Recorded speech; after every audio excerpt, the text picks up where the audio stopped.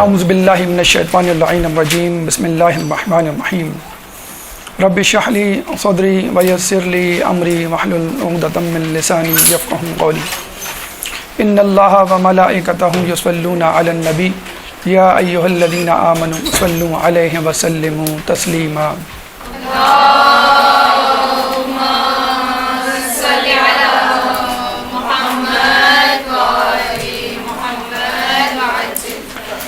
پچیس شوال ہمارے چھٹے امام امام جعفر صادق علیہ السلام کی شہادت. ایک درود پڑھ دیں محمد والے محمد.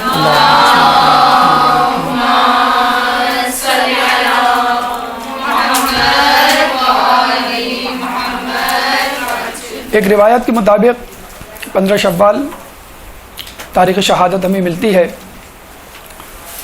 دیکھا جائے تو بی بی سیدہ سلام اللہ علیہ کی شہادت کی طرح چھٹے امام کی شہادت کی بھی 2 تاریخیں ہیں، اور اس میں کسی ابہام، اشکال، تردد یا کسی پریشانی کی ضرورت نہیں. دیکھا جائے جس طرح بی بی سیدہ کی 2 تاریخ شہادت کی صورت میں اللہ تعالیٰ نے ہمیں زیادہ سے زیادہ موقع فراہم کیا، یعنی 3 ہفتے کہ ہم بی بی سیدہ کا تذکرہ کریں، اور یہ پورا دور جو ہے پورے 3 ہفتے اور مدت جو ہے بی بی کی تاریخ، بی بی کی سیرت اور بی بی کے فضائل سنانے میں گزرتی ہے. اسی طرح 15 شوال سے اگر 25 شوال کے دن یعنی عشرہ جعفری کے حوالے سے منایا جائے اور امام جعفر کی سیرت اور ان کے علمی کارناموں اور ان کی اخلاقی پہلوؤں پہ گفتگو کی جائے تو کیا ہی اچھا ہو. اور یقیناً آپ اس بات کا استحقاق رکھتے ہیں کہ ان کے ماننے والے عشرہ کیا بلکہ عشرے ان کے علمی کارناموں اور ان کے فضائل پر جو ہے صرف کریں اور ان سے منسوب کارنامے لوگوں کے سامنے آشکار کریں. دوسری اہم بات اگر آپ غور کریں تو ہمارے چھٹے امام اور ائمہ کی بنسبت اغیار میں، اصحاب میں نہیں، اغیار میں زیادہ مشہور ہیں، بلکہ مذہب اہل بیت کے ماننے والوں کو جعفری کہا جاتا ہے. علوی، حسنی، رضوی، مہدوی نہیں کہا جاتا بلکہ جعفری کہا جاتا ہے. لیکن اگر آپ غور کریں کہ کیا وجہ ہے کہ ہمارا فقہ علوی، حسنی یا رضوی یا مہدوی کے نام سے نہیں بلکہ جعفری کے نام سے مشہور ہے، اور آپ یہ غور کریں کہ امام جعفر ہی کیوں مشہور ہیں اور دیگر امام کیوں نہیں مشہور ہوئے. لیکن اس سے پہلے کہ ہم یہ بات آپ کو بتلائیں کہ امام جعفر کیوں مشہور ہوئے، پہلے ہمیں ان ائمہ کی طرف توجہ دینی چاہیے کہ جو مشہور ہوئے. مثلا ہمارے پہلے امام امیر المومنین مولا کائنات اللہم صلی علی محمد وعلی محمد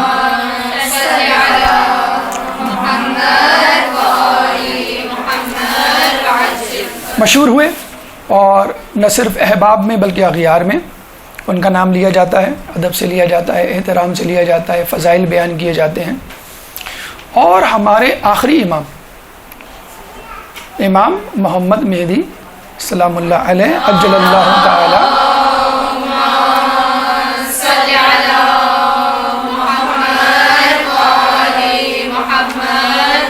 تو ہمارے پہلے امام زیادہ مشہور ہیں اغیار میں، اور آخری امام مشہور ہیں اغیار میں، اور یہ چھٹے امام جن کا تذکرہ انشاءاللہ ابھی ہونے جا رہا ہے مشہور ہیں.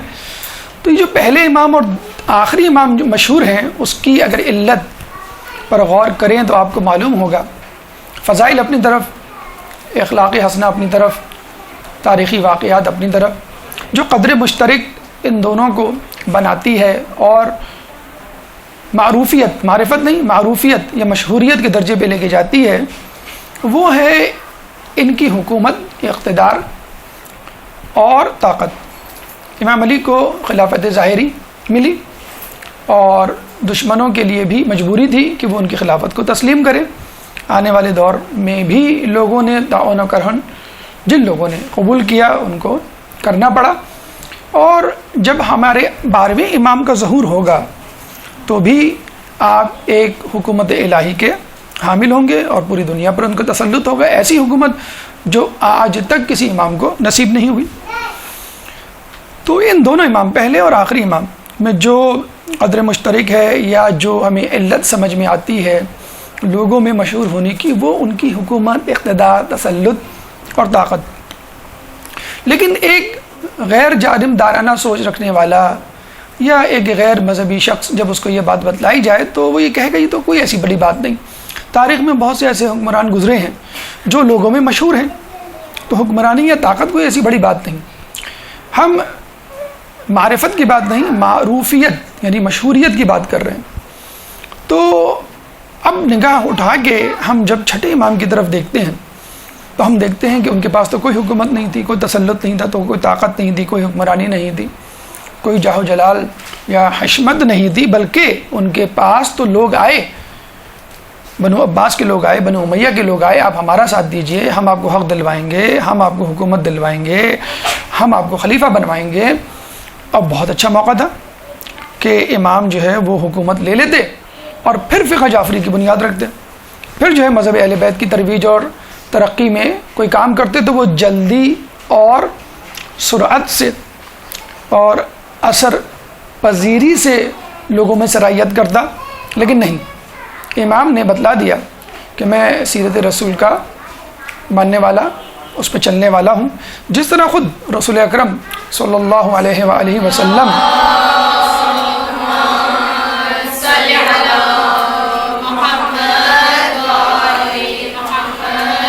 جس طرح رسول اکرم کو باقاعدہ پیشکش کی گئی اور کہا گیا کہ ہم آپ کو حکومت دیں گے مگر آپ یہ کام چھوڑ دیں، رسول حکومت لے لیتے، اور جب آدمی حاکم بن جاتا ہے تو کیسا معاہدہ، کیسا عہد، اور بڑے آرام سے اسلام کی ترویج و ترقی میں جو ہے وہ کام کرتے۔ لیکن رسول اللہ نے ایسا نہیں کیا۔ کیوں؟ کہ اسلام بظور طاقت پھیلنے کی سکت نہیں رکھتا، یا یوں سمجھ لیجئے اس کا یہ خاصہ نہیں ہے۔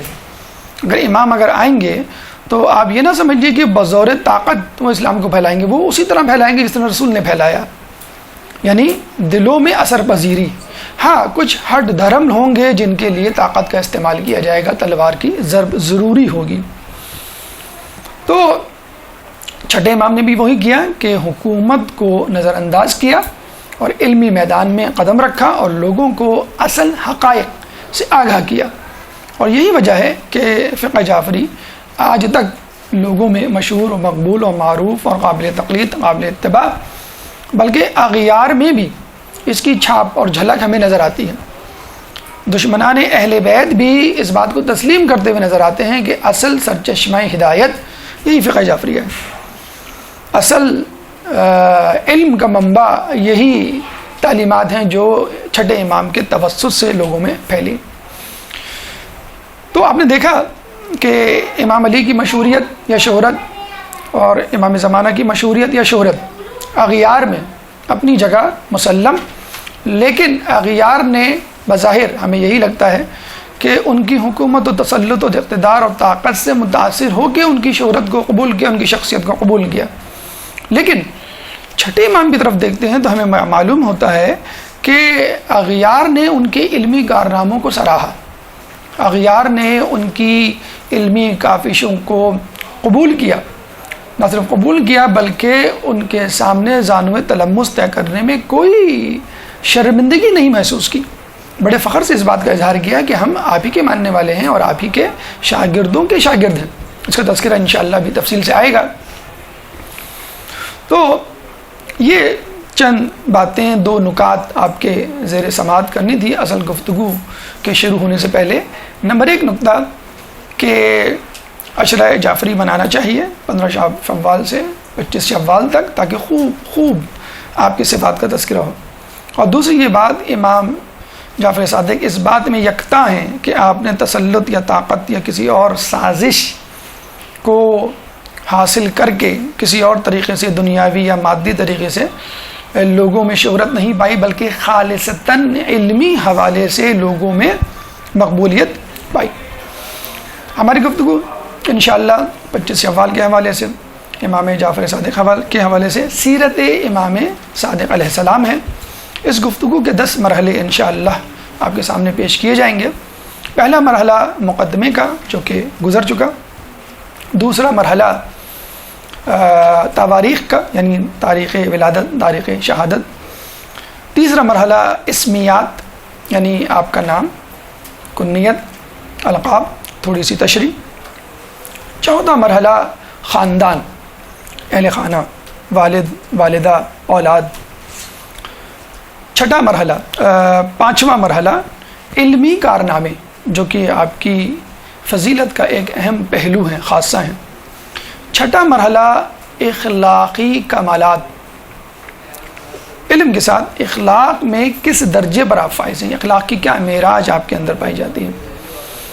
ساتواں مرحلہ کرامات، اگر کسی شخص میں علم، اخلاق اور فضائل کے تمام پہلو نظر آئیں تو یقیناً اللہ تعالیٰ اس کا ہاتھ بن جاتا ہے، اس کے کان بن جاتا ہے، اس کی آنکھیں بن جاتا ہے، اور پھر کرامات کا ظہور ہوتا ہے۔ جب ایک عام انسان کے ساتھ ایسا ہو تو امام معصوم کے ساتھ کیوں نہیں ہو سکتا۔ تو ساتواں مرحلہ امام کے کرامات کے حوالے سے گفتگو کی جائے گی۔ آٹھواں مرحلہ بادشاہانِ وقت، امام کے دور میں کون بادشاہ تھے اور انہوں نے کس طرح امام کو تنگ کرنے کی کوشش کی، ذلیل کرنے کی، نعوذ باللہ رسوا کرنے کی کوشش کی، اور خود کس طرح ذلیل اور رسوا ہوئے۔ اور یہ اس لیے بھی ضروری ہے کہ تعرف الاشیاء بازدادہا، کہ اشیاء کو ان کی ضدوں سے پہچانو۔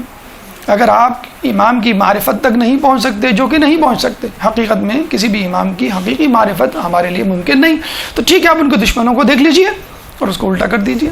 ان کے دشمن رذالت، فاسقیت، گناہگاری، معصیت کے اعتبار سے پستیوں کی پستی میں ہیں، اور اس کو الٹا کر دیں تو ہمارے امام جو ہیں وہ فضائل کے اعتبار سے، علم کے اعتبار سے، اخلاق کے اعتبار سے بلندیوں کی بلندی پر ہیں۔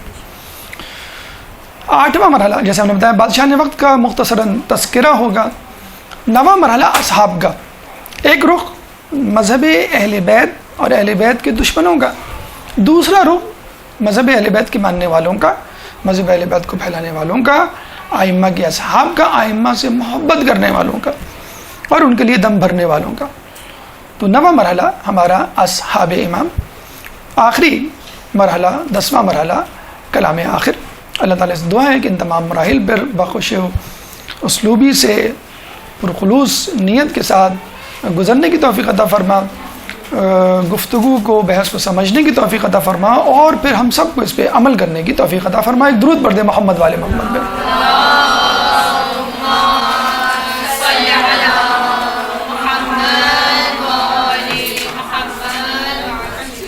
جیسے کہ آپ کو بتایا کہ پہلا مرحلہ مقدمہ گزر چکا، دوسرا مرحلہ تواریخ یا تاریخات کو اگر ہم لیں تو تاریخ ولادت، آپ کی تاریخ ولادت 17 ربیع الاول 83 ہجری 83 ہجری 17 ربیع الاول 17 ربیع الاول جیسے ہی ہمارے ذہن میں آتی ہے فوراً ہی رسول اکرم صلی اللہ علیہ وآلہ وسلم، اللہم صلی علی محمد وعلی محمد، آپ کی تاریخ ولادت ہمارے ذہن میں آتی ہے۔ تو گویا رسول اللہ نے اپنی ولادت میں چھٹے امام کو یاد رکھا اور اپنی شہادت میں دوسرے امام کو یاد رکھا، اور صرف تواریخ ہی نہیں، علم کا، ثقافت کا یا کسب معاش کا، کرامات کا، جو بھی پہلو آپ لیں کہیں نہ کہیں رسول کی سیرت آپ کو جھلکتی ہوئی نظر آئے گی۔ اولنا محمد و اوسطنا محمد و آخرنا محمد و کلنا محمد۔ عام لوگوں کے لیے تاریخ کی تطبیق ان کے اذہان کو متوجہ کرتی ہے، ارے یہ وہی تو ہیں جن کی تاریخ ولادت رسول کی تاریخ ولادت کے برابر، ارے یہ وہی تو ہیں کہ جن کی تاریخ شہادت رسول کی تاریخ ہوئی، یہ وہی تو ہیں انہوں نے جو کارنامہ انجام دیا وہ رسول نے بھی انجام دیا، یہ وہی تو ہیں جن کا لقب صادق ہے اور رسول کا لقب بھی صادق تھا۔ دیکھا آپ نے؟ تو الحمدللہ ہمارے ائمہ میں نہ صرف رسول کی سیرت کی جھلک نظر آتی ہے بلکہ رسول سے پہلے جو انبیاء گزرے ہیں ان کی کرامات کی جھلک نہ صرف اماموں میں بلکہ ائمہ کے شاگردوں اور اصحاب میں بھی نظر آتی ہے، جس کا تذکرہ انشاءاللہ ابھی آگے آئے گا۔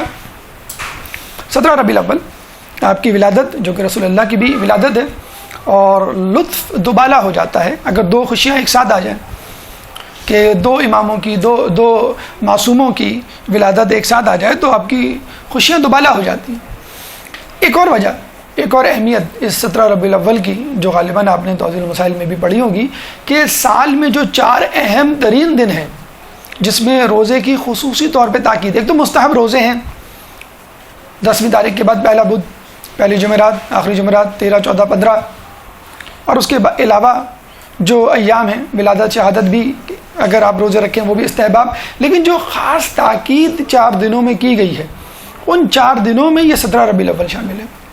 17 ربیع الاول، 18 ذی الحج یوم غدیر، 27 رجب شب معراج، اور 25 ذی القعدہ دھاول ارض، جب دنیا جو ہے وہ پھیلائی گئی۔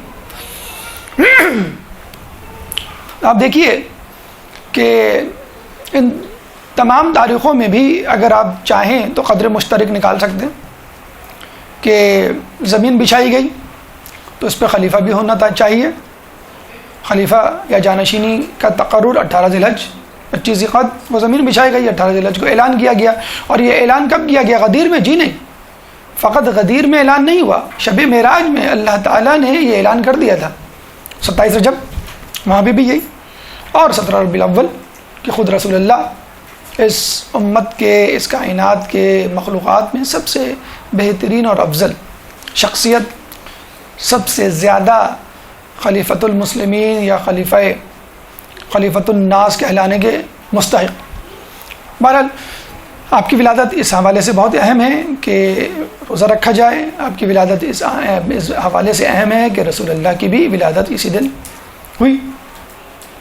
اس کے بعد تاریخ شہادت، جیسے ہم نے بتلایا کہ 15 شعبان، اور ایک روایت میں 15 شوال اور 25 شوال سن 148 ہجری، 148 ہجری آپ کی شہادت منصور دمانقی ملعون کے ہاتھوں زہر دینے کی وجہ سے۔ یوں 148 میں سے اگر آپ 83 نکالیں، 148 - 83 تو جواب آئے گا 65۔ آپ کو یہ اعزاز بھی حاصل ہے کہ تمام ائمہ میں سب سے زیادہ طویل عمر آپ نے پائی۔ اگر طویل عمر پائی تو اس کا حق بھی ادا کیا کہ ائمہ میں شہرت کے اعتبار سے، ائمہ میں علمی کاموں کے اعتبار سے اور علم کو پھیلانے کے حوالے سے۔ اچھا، اس کا مطلب یہ نہیں کہ تمام ائمہ نے یہ کام نہیں کیا، یعنی علمی حوالے سے مذہب اہل بیت کی ترویج و ترقی، نہیں، ایسا نہیں۔ ایک چیز ہوتی ہے قوت صفت، ایک صفت ہوتی ہے بالفعل اور ایک ہوتی ہے بالقوہ۔ بالقوہ کا مطلب ہے آپ میں یہ صلاحیت موجود ہے کسی کام کے کرنے کی، لیکن ضرورت نہیں اس کام کے کرنے کی، اس لیے آپ نہیں کر رہے۔ ہو سکتا ہے عمر بھر آپ کو ضرورت نہ محسوس ہو، تو دیکھنے والا تو یہی سمجھے گا، سننے والا تو یہی سمجھے گا کہ آپ میں یہ صلاحیت نہیں، حالانکہ آپ میں وہ صلاحیت موجود ہے۔ تو اگر کسی کام کو کرنے کا کمال یا ملکہ ہو اور موقع نہ ملے تو اس کو ہم کہیں گے بالقوہ۔ اگر اس کام کو کرنے کا موقع ملے اور لوگوں کے سامنے اس کا مظاہرہ بھی ہو تو ہم اس کو کہیں گے بالفعل۔ تو ایک ہوتی ہے صفت بالقوہ اور ایک ہوتی ہے صفت بالفعل۔ تو اگر امام نے علمی کارناموں کے حوالے سے بہت سارے کام کیے اور ترویج اہل بیت، تبلیغ اہل بیت میں اہم کردار انجام دیا، اور اس کی وجہ سے یہ مذہب جعفری یا یہ فقہ جعفری کہلایا، تو اس کا مطلب ہرگز یہ نہیں، نعوذ باللہ، کہ باقی 11 اماموں نے ایسا نہیں کیا یا ایسا کرنے کا ملکہ نہیں تھا، ان کو موقع نہیں ملا، ماحول اس طرح کا نہیں تھا کہ علل اعلان فقہ جعفری مذہب اہل بیت کی تبلیغ کی جاتی۔ چوتھے امام دیکھا آپ نے کہ کس طرح دعاؤں اور خطبوں کی صورت میں جو ہیں وہ اسلام کو پھیلا رہے ہیں۔ اسی طرح 7ویں امام قید میں رہ کر تبلیغ کر رہے ہیں، قید خانے میں اگر کوئی مل جائے تو اس کو ہی تبلیغ شروع کر دی، قید خانے میں کوئی بہکانے آئی تو اس کو سجدے میں پلٹا دیا اور سبون قدوسن کی وہ صدا لگاتی رہی فجر میں۔ تو اس کا مطلب کیا ہوا کہ کچھ کو موقع ملا، کچھ کو موقع نہیں ملا، کچھ کو زیادہ ملا، کچھ کو کم ملا۔ اگر امام حسین نے تلوار نکالی تو اس کا مطلب یہ نہیں کہ باقی لوگوں نے اگر تلوار نہیں نکالی، باقی کسی امام نے، تو نعوذ باللہ وہ بہادر نہیں تھے، نعوذ باللہ من ذالک۔ نہیں، موقع محل ایسا نہیں تھا، ماحول ایسا نہیں تھا، اور حکمت یہ نہیں اجازت دیتی تھی کہ آپ تلوار نکالیں۔ تو یہ آپ کی تاریخ شہادت اور یہ آپ کی عمر مبارک 65 اور 65 سال کا جو طویل عرصہ ہے انہوں نے حق ادا کیا، اور اس کو ذرہ برابر بھی جو ہے وہ دنیاوی حوالے سے یا طاقت کے حصول کے حوالے سے صرف کرنے کی نہیں سوچی، بلکہ مذہب اہل بیت کی حقیقی شکل یا اسلام کا اصل چہرہ لوگوں کو دکھانے میں ہم عطن مشغول رہے۔ اس کے بعد آئیے اسمیات کی طرف، ہماری گفتگو کا تیسرا مرحلہ، لیکن اس سے پہلے ایک صلوات پڑھ دیں۔ اللہم صلی علی محمد۔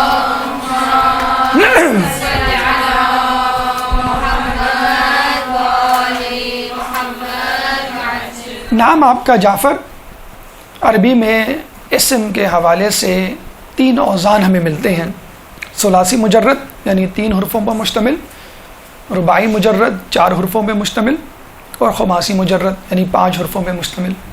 تو جو 4 حرفوں پہ مشتمل اوزان ہیں وہ کم و بیش 5 یا 6 ہیں، جس میں پہلا وزن ہے جعفر، اور یہی امام کا نام ہے جعفر، جس کے معنی ہے نہر۔ اور یہ بھی روایتوں میں ملتا ہے کہ جنت میں ایک نہر کا نام جعفر ہے۔ ٹھیک، اس میں عام بھی ہو گیا، اس میں خاص بھی ہو گیا۔ اور علماء اعلام نے یہ نقطہ نکالا کہ جو لوگ مذہب اہل بیت کے ماننے والے ہیں، فقہ اہل بیت پر عمل پیرا ہیں، وہ گویا اس علمی دریا سے سیراب نہیں ہو رہے، بلکہ وہ اس بہشتی نہر کی طرف گامزن ہیں جو قیامت میں ان کی پیاس بجھانے کا سبب بنے گی۔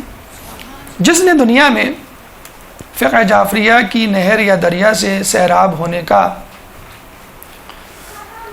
انتظام کیا، گویا اس نے اپنا سفر جنت کی نہر جعفر کی طرف جاری کیا، اور اس کا اختتام اسی نہر پہ ہوگا۔ تو علم کی نہر جعفر کا اختتام جنت کی نہر یعنی جعفر میں ہوگا انشاءاللہ تعالی۔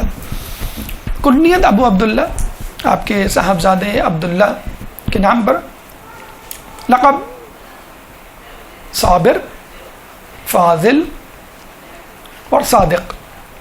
صادق لقب یقیناً بہت مشہور اور معروف ہے، اس میں نکتہ بھی ہے اور علت بھی ہے۔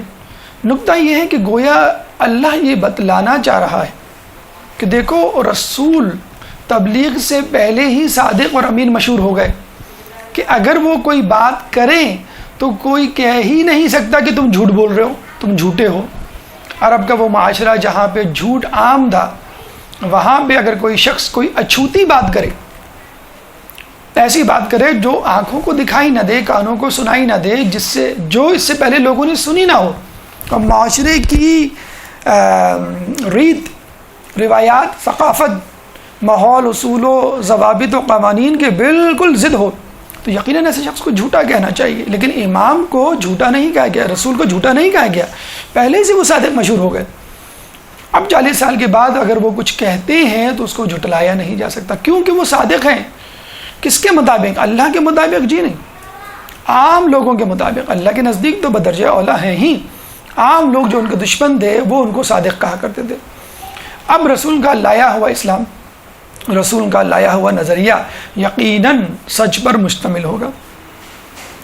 چھٹے امام کی طرف آئیے کہ جب جھوٹ کا دورہ تھا، ایک طرف بادشاہان وقت اپنے فسق و فجور کو عین اسلام ثابت کرنے پہ تلے ہوئے تھے، دوسری طرف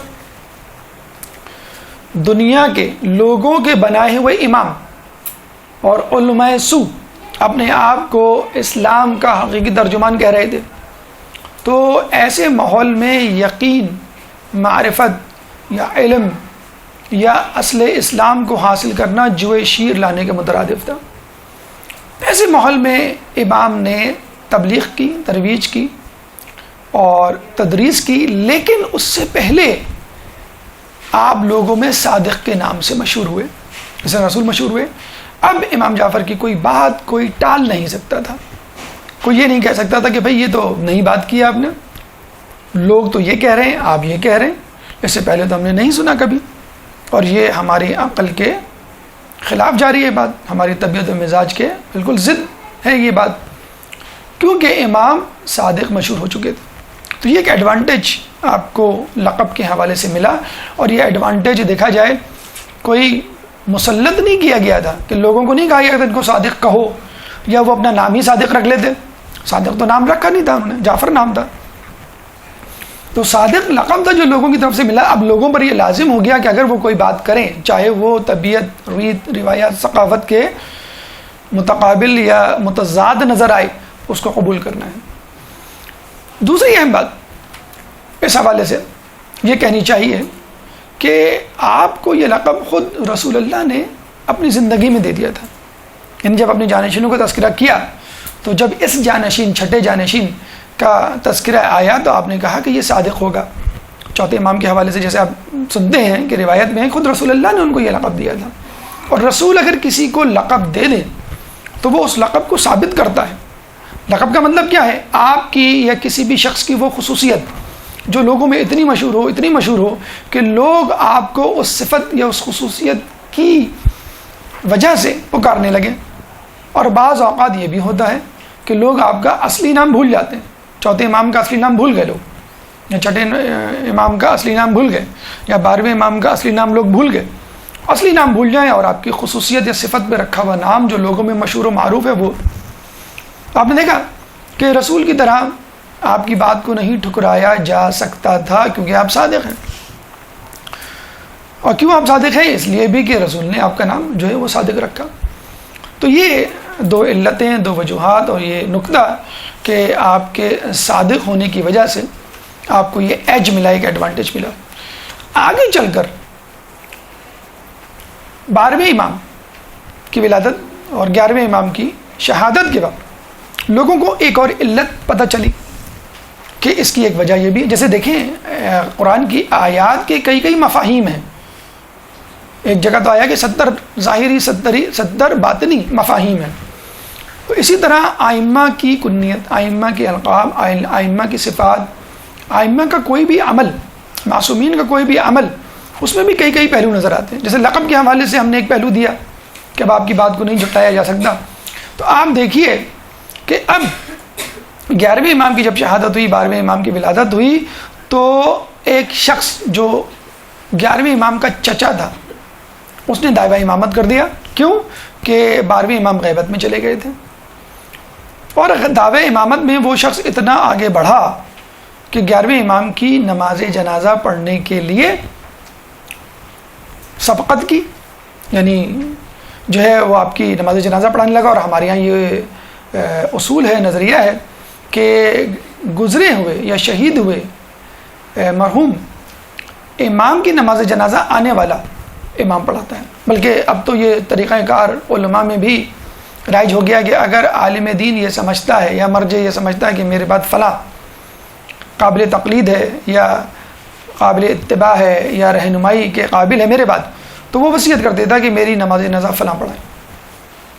جسے آغا سیستانی کے حوالے سے ہمیں ملتا ہے کہ آغا خوئی نے مرنے سے پہلے خواہش کا اظہار کر دیا تھا کہ آغا سیستانی میری نماز جنازہ پڑھائیں. بہرحال تو 11ویں امام کی شہادت کے بعد جب 12ویں امام غیبت میں گئے, اچھا وہ 5 سال کی عمر تھی جب غیبت میں گئے, تو نماز جنازہ کون پڑھائے؟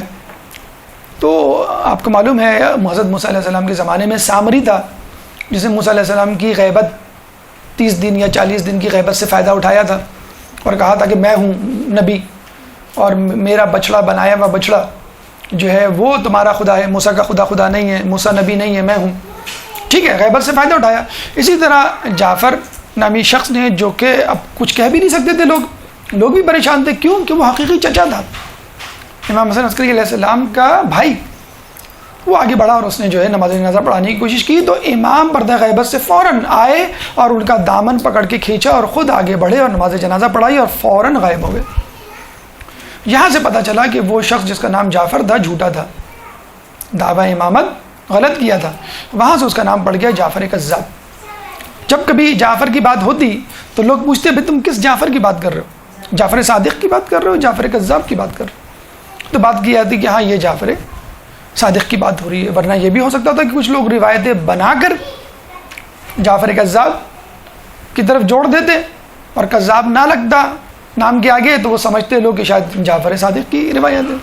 تو ایک علت اتنا عرصہ گزرنے کے بعد 11ویں امام کی شہادت کے بعد سامنے آئی کہ واقعی اللہ کے رسول نے اگر ان کا لقب منتخب کیا تو صحیح کیا، واقعی اگر ان کا لقب صادق تھا تو ہمارے گمراہ ہونے کے امکانات معدوم ہو گئے، ختم ہو گئے۔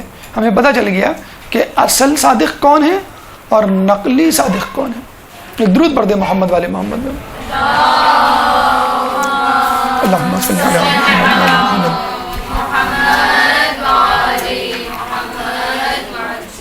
تو آپ کا لقب صادق، صابر، فاضل، آپ کی کنیت ابو عبداللہ، نام جعفر گفتگو میں آپ نے سنی۔ اب آئیے اہل خانہ یا خاندان کی طرف، ہماری گفتگو کا چوتھا مرحلہ۔ والد، ہمارے یہاں ہر امام کے والد سابق امام ہوا کرتے ہیں، تو چھٹے امام امام جعفر صادق کے والد پانچویں امام امام باقر علیہ السلام۔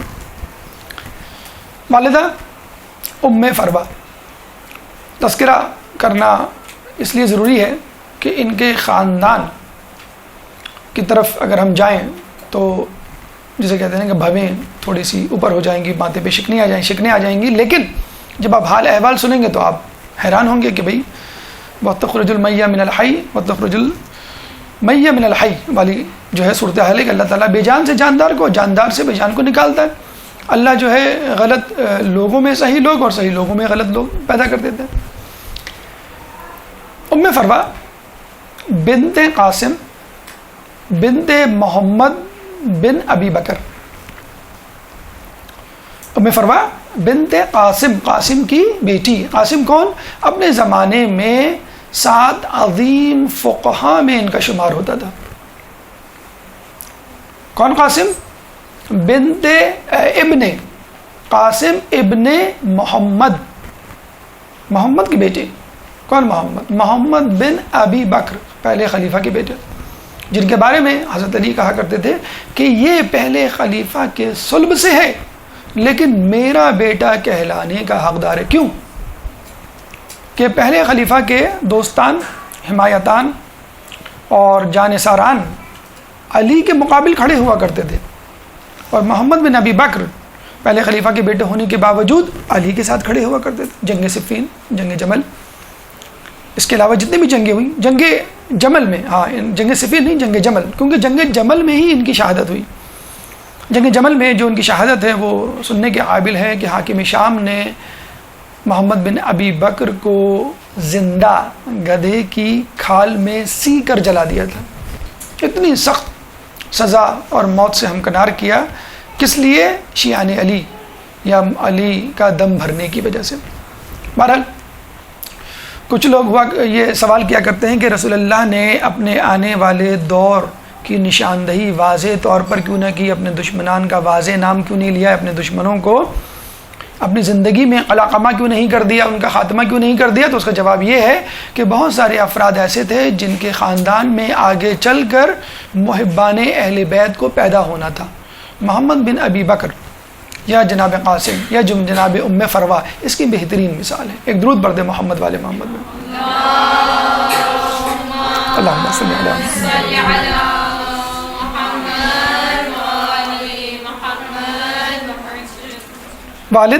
والدہ کا تذکرہ آپ کے سامنے کیا گیا۔ اولاد 10 اولادیں ہیں شیخ مفید کی تحقیق کے مطابق۔ اہم ترین اولادوں میں 2 اولاد کا تذکرہ ضروری ہے۔ ایک تو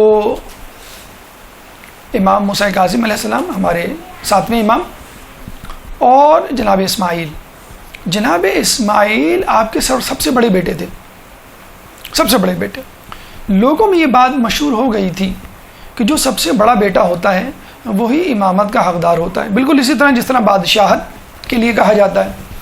اچھا، جناب اسماعیل بلا شبہ تقوی کے اعلیٰ درجے پہ تھے، عبادت گزار تھے، عالم تھے، اور ہر صفت جو ہونی چاہیے ایک نیک انسان میں وہ ان میں تھی، لیکن اس کا مطلب پھر بھی یہ نہیں ہوگا کہ آپ ہی امام بنے. ہر نیک شخص امام نہیں بن سکتا. خود جو ہے وہ ائمہ کے خاندان میں کئی لوگ ایسے گزرے ہیں. ایک تو وہ جنہوں نے جھوٹا دعوی امامت کیا جیسے جعفر کذاب، لیکن کچھ لوگ ایسے بھی تھے جو نیکی کے اعلیٰ درجے پہ تھے اور انہوں نے خود دعویٰ نہیں کیا بلکہ خود جو ہے لوگوں نے ان کو اپنا امام مشہور کر دیا. مثلا جناب اسماعیل کے بارے میں ملتا ہے تو کہا یہ جاتا ہے کہ جناب اسماعیل کا انتقال خود چھٹے امام کی زندگی میں ہو گیا، اور جب ان کو دفنانے کے لیے لے جانے لگے جنت المقی تو امام جعفر صادق قدم قدم پر تھوڑے تھوڑے فاصلے پر جنازے کو رکھواتے اور ان کی زیارت کرواتے اور لوگوں کو کہتے کہ دیکھو یہ ہے میرا بیٹا اسماعیل جس کا انتقال ہو گیا. اور اللہ تعالیٰ نے امامت کے سلسلے میں جس طرح اپنی حجت کو اس دفعہ آشکار کیا ہے اس سے پہلے کبھی آشکار نہیں کیا. یعنی اگر امامت کے حوالے سے کسی کو کوئی شک یا شبہ ہو جائے اور اس کا اشکال پیدا ہو جائے اور اس کا جواب تلاش کرنے نکلے تو ہو سکتا ہے بہت سارے جواب اس کو مل جائیں، لیکن یہ بھی تو ممکن ہے کہ جواب میں وہ وزن نہ ہو اور وہ مطمئن نہ ہو. تو چنانچہ امام نے کہا کہ اس اشکال کو دور کرنے کے لیے اللہ تعالیٰ نے جو طریقہ اپنایا ہے، یعنی امام کو سمجھنے والے، غلط یا جھوٹا امام سمجھنے والے، اس امام کو، لوگوں کے بنائے ہوئے امام کو جو ہے اس دنیا سے جو رخصت کر دیا میری ہی زندگی میں، تاکہ لوگوں میں مکمل طور پہ یہ بات ثابت ہو جائے کہ میرے بعد اسماعیل کسی طور پر بھی امام نہیں ہو سکتے. وہ چھٹے امام کی زندگی ابھی باقی تھی. لیکن بہرحال کچھ لوگوں نے جو ہے جناب اسماعیل کو اپنا امام جانا، اور جب ان سے کہا کہ ابھی ان کا تو انتقال ہو گیا ہے، انہوں نے کہا کوئی بات نہیں، ان کے جو بیٹے ہیں ہم ان کو اس کے بعد امام مان لیں گے. اس کے بعد جو ان کے بیٹے ہیں، ان کے بیٹے اس طرح کرتے کرتے کرتے یہ فرقہ شروع میں اسماعیلی کہلایا. یہ فرقہ شروع میں اسماعیلی کہلایا. اب یہ سلسلہ چلتا رہا. ساتویں امام موسیٰ کاظم نہیں تھے بلکہ کون تھے؟ جناب اسماعیل. پھر 8ویں 9ویں 10ویں 11ویں 19ویں امام پر پھر یہی اشکال وارد ہوا. کون سا؟ کہ امام کا بڑا بیٹا بنے یا دوسرا بیٹا جو علم و فضائل میں بہت یکتا اور آگے ہے. بالکل یہی صورتحال بعد میں پیش آ گئی. پھر وہاں پھر جھگڑا شروع ہو گیا. لوگوں نے کہا نہیں بڑے بیٹے کو ہونا چاہیے، دوسرے نے کہا نہیں کہ جو علم و فضائل میں یکتا اس کو ہونا چاہیے. وہاں سے پھر آغا خانی اور بہری کی جو ہے فروعات شروع ہوئی. یعنی کچھ لوگوں نے کہا کہ نہیں بڑے بیٹے کو جس طرح کہ پہلے کہا گیا ہم اس کو مانیں گے، ان کو اسماعیلی یا آغا خانی فرقہ کہا گیا. یعنی پہلے بہری اور اسماعیلی دونوں ایک ہی ہوا کرتے تھے اور دونوں کو اسماعیلی کہا جاتا تھا. اب اسماعیلی فقط آغا خانیوں کو کہا جاتا ہے، حالانکہ بہری بھی ایک زمانے میں اسماعیلی تھے. ٹھیک ہے. تو 19ویں امام کے بعد جو ہے اسماعیلی الگ ہو گئے اور بہری الگ ہو گئے. اب ان دونوں کے امام الگ ہیں اور ان کے ہاں اس باطل امامت کا سلسلہ جو ہے وہ ابھی بھی جاری ہے. تو یہ ایک بہت اہم واقعہ جو مد نظر رکھنا ضروری ہے، اور یہی وجہ ہے کہ ہمارے ہاں لفظ فقط شیعہ نہیں کہا جاتا بلکہ شیعہ اثنا عشری کہا جاتا ہے. اثنا عشری کا مطلب ہے 12 امامی شیعہ. صحیح بخاری صحیح مسلم کی روایات کے مطابق اور سید سلیمان قندوزی کی لکھی ہوئی کتاب یا نبی المودہ کے مطابق، کنز العمال کے مطابق اور دیگر اغیار کی کتابوں میں یہ حدیثیں اور 12 کا عدد موجود ہے. اسی لیے شیعہ اثنا عشری جو ہے وہ صحیح نام ہے ان لوگوں کے لیے جو حقیقی طور میں مومن ہیں اور مذہب اہل بیت کے ماننے والے ہیں اور اس مذہب کے ماننے والے ہیں کہ جس کے لیے اللہ تعالیٰ نے غدیر قم میں کہا تھا الیوم اکملت لکم دینکم، کہ آج میں نے ولایت علی اور 12 اماموں کی امامت کا اعلان کر کر بس تمہارے اوپر نعمتیں تمام کر دی. اور یہی ہے وَلَكُمْ وَرَضِيتُ لَكُمُ الْإِسْلَامَ دِينًا، اور یہی وہ اسلام ہے جس میں راضی ہوا. اب تک کے اسلام پہ میں راضی نہیں تھا، کیوں؟ ادھورا تھا. اور ولایت علی ائمہ کی ولایت کے اعلان کے بعد اب میں راضی ہو گیا ہوں. اب اس میں کسی بھی تأمل کی یا شبے کی یا اشکال کی جو ہے وہ گنجائش باقی نہیں. یہ امام کی اولاد اور ان کے خاندان کا تذکرہ. اب آئیے ہم اپنی گفتگو کے 5ویں مرحلے یعنی علمی خدمات کی طرف چلتے ہیں. درود پڑھتے ہیں محمد والے محمد.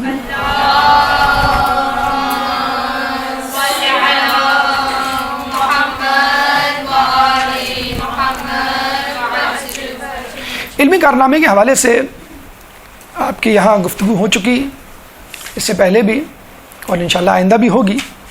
بہت تفصیل میں ہم نہیں جا سکتے کیونکہ یہ خود ایک الگ موضوع ہے۔ کوشش ہم نے یہ کی تھی، ارادہ ہمارا یہ تھا پہلے کہ کسی ایک پہلو پہ امام کی روشنی ڈالی جائے اور اس کو لے لیا جائے، کیونکہ تمام پہلوؤں پہ روشنی ڈالنا ذرا مشکل کام ہے ایک نشست میں، ایک دن میں۔ لیکن پھر یہ ذہن میں خیال آیا کیونکہ پہلی مرتبہ ہم چھٹے امام کی سیرت پہ گفتگو کر رہے ہیں تو کیوں نہ ان کی سیرت کا ایک اجمالی خاکہ آپ کے سامنے پیش کیا جائے۔ اس کے بعد انشاءاللہ اللہ تعالیٰ نے توفیق دی، وقت ملا، فرصت ہوئی تو الگ الگ پہلوؤں پر گفتگو کی جائے گی۔ مثلا علمی کارنامہ خود ایک پہلو ہے، فقہ جعفریہ خود ایک پہلو ہے، پھر امام کے حوالے سے جو علمی انکشافات ہیں، سائنسی انکشافات ہیں، وہ خود ایک اپنا علمی پہلو ہے۔ بہرحال علمی کمالات پر گفتگو کرنے سے پہلے اس زمانے کا درک ہونا چاہیے کہ جس زمانے میں امام پیدا ہوئے، جس زمانے میں امام نے شہادت پائی۔ 83 ہجری سے لے کر 148 ہجری کا وہ ایک یونیک یکتا دور ہے کہ جس میں بنو امیہ کی سلطنت بنو عباس کی سلطنت میں ٹرانسفارم ہوئی۔ فقط نام بدلا، کام نہیں بدلا۔ یعنی جو مظالم بنو امیہ نے ڈھائے، جو آئیڈیالوجی، جو نظریہ بنو امیہ نے اپنایا، وہی آئیڈیالوجی، وہی نظریہ بنو عباس نے بھی آزمایا، اپنایا اور اس کو لوگوں میں پھیلایا۔ جب بنو امیہ کا آخری حکمران آیا تو اس نے امام کو یہ آفر کی کہ آپ ہمارے ساتھ مل جائیں۔ اس کے بعد بنو عباس کے کچھ لوگ جو کہ رسول اللہ کے چچا حضرت عباس باب وفا نہیں، حضرت عباس جو رسول اللہ کے چچا تھے، ان کے خاندان سے تعلق رکھنے والے افراد رسول امام کے پاس آئے، کہنے کہ آپ ہمارا ساتھ دیجئے، ہم اہل بیت پر ہونے والے مظالم کا بدلہ لیں گے، انتقام لیں گے۔ امام نے انکار کر دیا دونوں کو، کیونکہ امام کے ذہن میں تھا کہ حکومت سے مذہب اہل بیت کو نہیں پھیلایا جا سکتا، دلوں کو جیتنا ہے، جسموں پر حکومت نہیں کرنی۔ اب ہوا یہ، جب دونوں افراد امام سے مایوس ہو گئے تو انہوں نے خود ہی اپنے طور پر مسئلے کو حل کرنے کی کوشش کی، طاقت کے زور پہ۔ سازشوں کا دور دورہ تھا، فتنوں کا دور دورہ تھا، لڑائی جھگڑا، فتن و فساد۔ تو لوگ صرف یہ دیکھتے تھے کہ آپ کون ہیں، آپ بنو امیہ سے تعلق رکھتے ہیں یا بنو عباس۔ بنو امیہ سے تعلق رکھتے ہیں تو بنو عباس آپ کو نہیں چھوڑیں گے، اور اگر آپ کا تعلق بنو عباس سے ہے تو بنو امیہ کے لوگ آپ کو قتل کر دیں گے۔ اس وقت اگر آپ یہ بتلا دیتے، اس زمانے میں جب لوگ یہ بتلاتے تھے کہ بھئی ہمارا تعلق دونوں میں سے کسی سے نہیں ہے، ہم تو جو ہے وہ امام کے ماننے والے، تو ان کو چھوڑ دیا جاتا کہ بھئی ہمارے کسی کام کے نہیں، جنگ و جدل ان کو نہیں کرنا، تلوار ان کو نہیں اٹھانا، یہ تو فقط مدرسے میں بیٹھے ہوئے جو ہے وہ علم فقہ، علم حدیث پڑھ رہے ہیں، اس کا ہم سے کیا تعلق، اس سے تھوڑی سلطنت حاصل، حکمرانی یا طاقت حاصل کی جائے گی، تسلط تو تلوار کے زور سے آئے گا، تو وہ چھوڑ دیا کرتے تھے۔ اب اس میں امام کو آپ یہ دیکھ لیجئے کہ جسے یہ سمجھ لیجئے کہ کسی کو پانی میں ڈبویا جا رہا ہو، غرق کیا جا رہا ہو، اور تھوڑی دیر کے لیے اس کو چھوڑ دیا جائے اور اس کی سانس بحال ہو اور وہ سمندر کی سطح سے اوپر آئے، تو وہ جو کچھ کر سکتا ہے اپنی بقا کے لیے یا کسی کام کو جو انجام دینا چاہتا ہے وہ کرے گا۔ یہ سمجھ لیجیے تمام ائمہ میں چھٹے امام کو یہ موقع مل گیا کہ لوگوں کی ذرہ برابر بھی توجہ آپ کی طرف نہیں دی کہ آپ کیا کر رہے ہیں، کیا نہیں کر رہے ہیں، دے ڈیم کیئر۔ علم پھیلا رہے ہیں، کوئی بات نہیں، پھیلاؤ، ہمارا اس سے کیا تعلق، علم ہمارے لیے کوئی اہم کام ہے ہی نہیں۔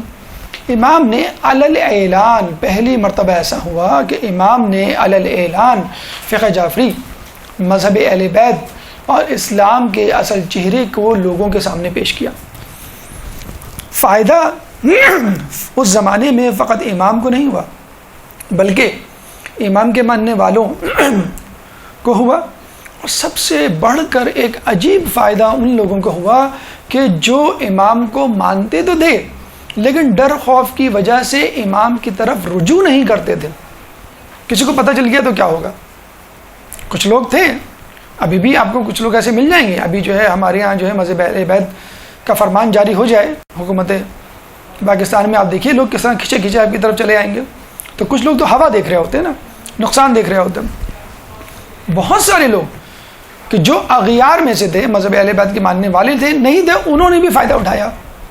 اور امام سے آ کے دیکھیں، بنیادی اصول تو وہی ہے، بنیادی اصول تو یہی ہے کہ مثلا روزہ کیسے رکھا جائے گا؟ بھئی یہ طلوع آفتاب سے غروب آفتاب یا فجر سے لے کے مغرب دونوں جگہ یہی اصول ہے.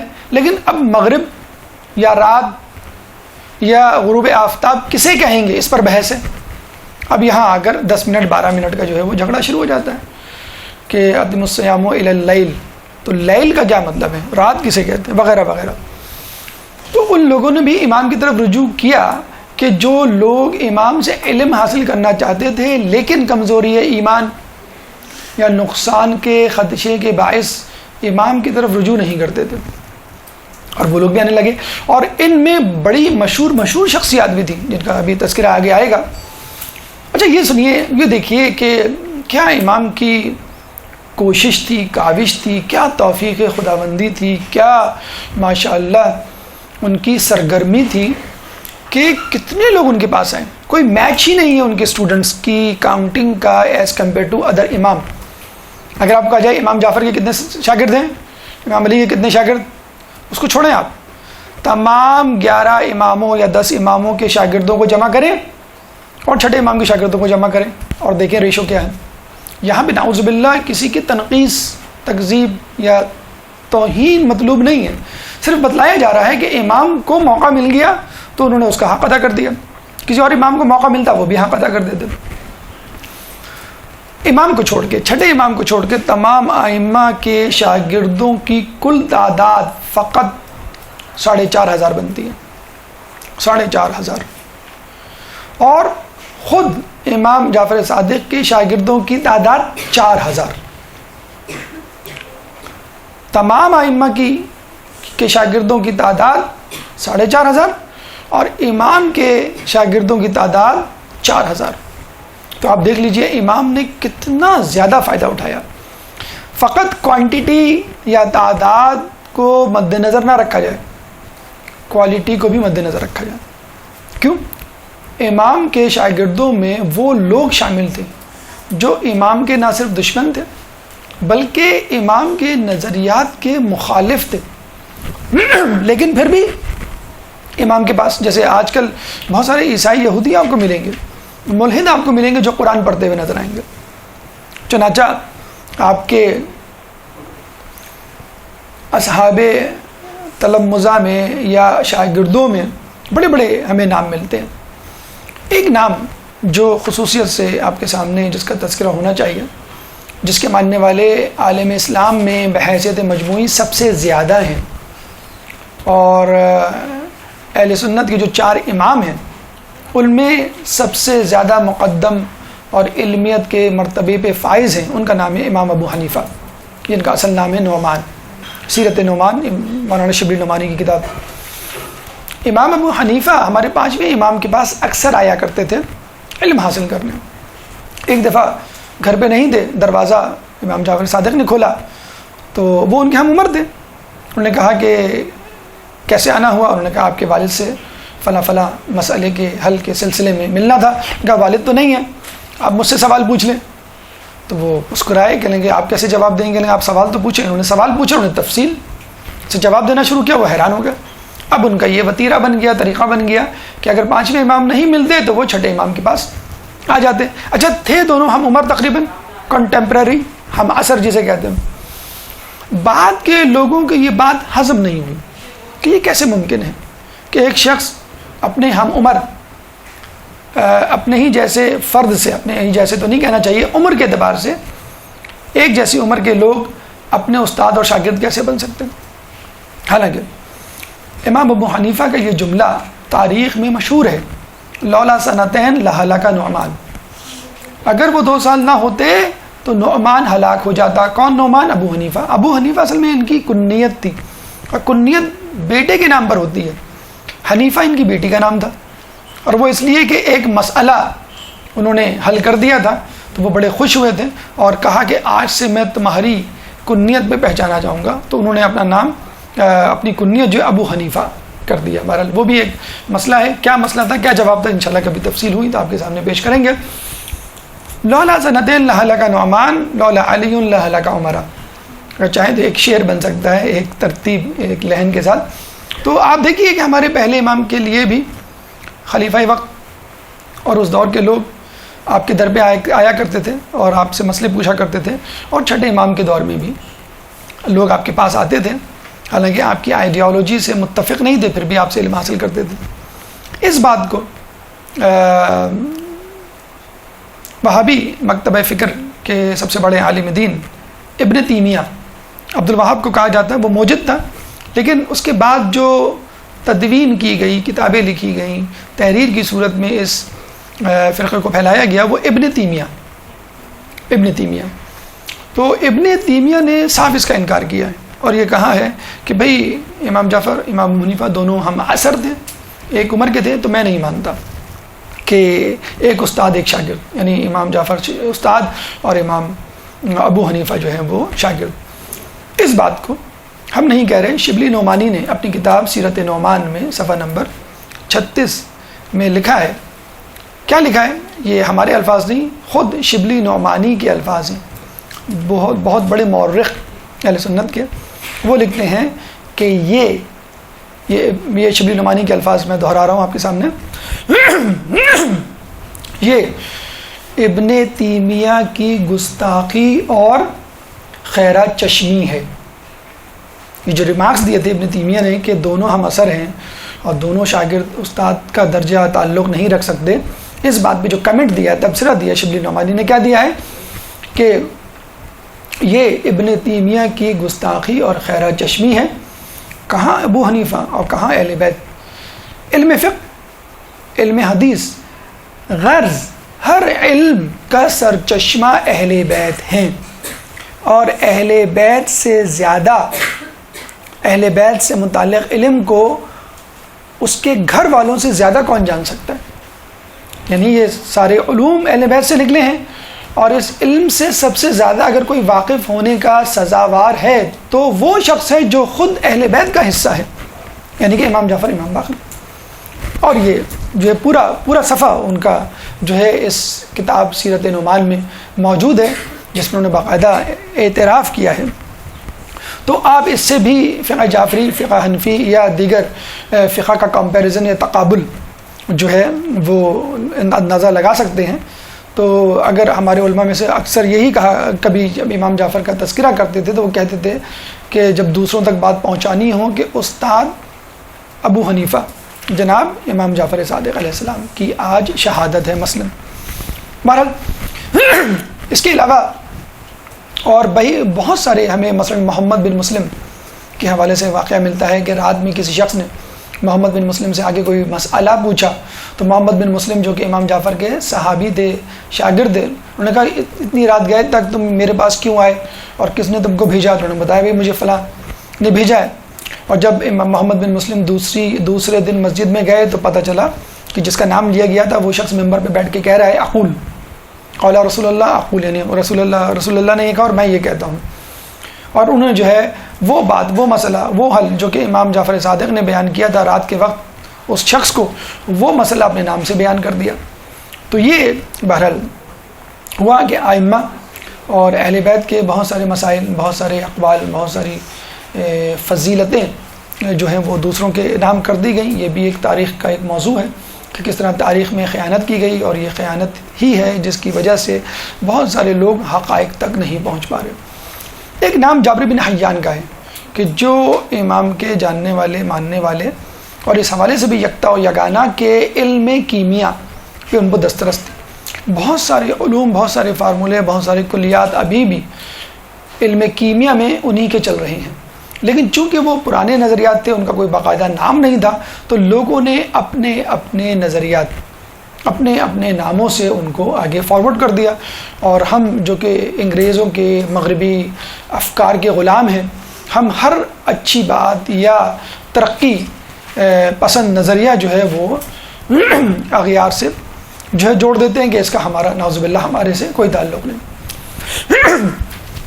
اچھا، فقہ جعفری آپ نے سنا کہ امام کے نام سے فقہ چلا اور فقہ جعفری جو ہے وہ مشہور ہوا. تو کیا امام نے فقط فقہ میں دسترس حاصل کی اور لوگوں کو اس طرف بلایا اور اس طرف دعوت دی؟ ایسا نہیں. امام نے ہر جگہ ہر شعبہ علم میں اپنے علمی کمالات کا مظاہرہ کیا، چاہے وہ علم فقہ ہو، چاہے وہ علم طب ہو، چاہے وہ علم فلسفہ ہو، چاہے وہ ملحدین کا کوئی نظریہ ہو. غرض ہر معاملے میں امام نے جو ہے وہ میدان مارا ہے. اس کی تفصیل ایک 5 منٹ کے وقفے کے بعد انشاءاللہ آپ کے سامنے پیش کریں گے کہ کس طرح امام نے فقہ جعفریہ کے علاوہ یا علم دین کے علاوہ دیگر شعبوں میں اپنی قابلیت کا سکہ جمایا. ایک درود پڑھ دیں محمد والے محمد پر. اعوذ باللہ من الشیطان اللعین الرجیم، بسم اللہ الرحمن الرحیم. گفتگو کا سلسلہ ہم وہیں سے شروع کرتے ہیں. ہماری گفتگو کا 5واں مرحلہ جاری تھا اور اس میں ہم نے علمی کمالات کا تذکرہ شروع کیا تھا. اس دور کے بارے میں بتلایا کہ جب امام نے علم کی ترویج و ترقی کی اور یہ کیوں کر ممکن ہوا.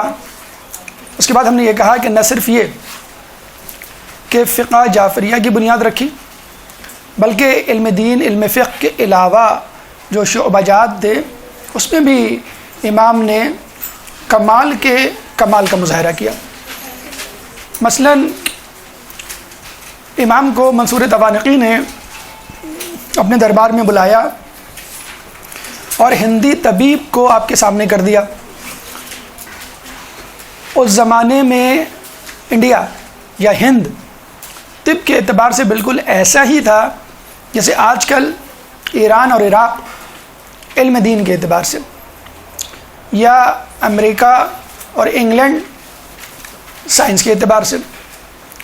تو وہ ہندی طبیب جب آیا نعوذ باللہ، اس نے امام کا مذاق اڑایا نعوذ باللہ، اور پھر یہ کہا کہ آپ تو فقط علم کے ایک شعبے یعنی علم دین سے وابستہ ہیں، علم فقہ سے وابستہ ہیں، آپ کو دیگر علوم سے کچھ آشنائی نہیں، آپ کو تو نعوذ باللہ علم طب کی الف بے بھی نہیں آتی.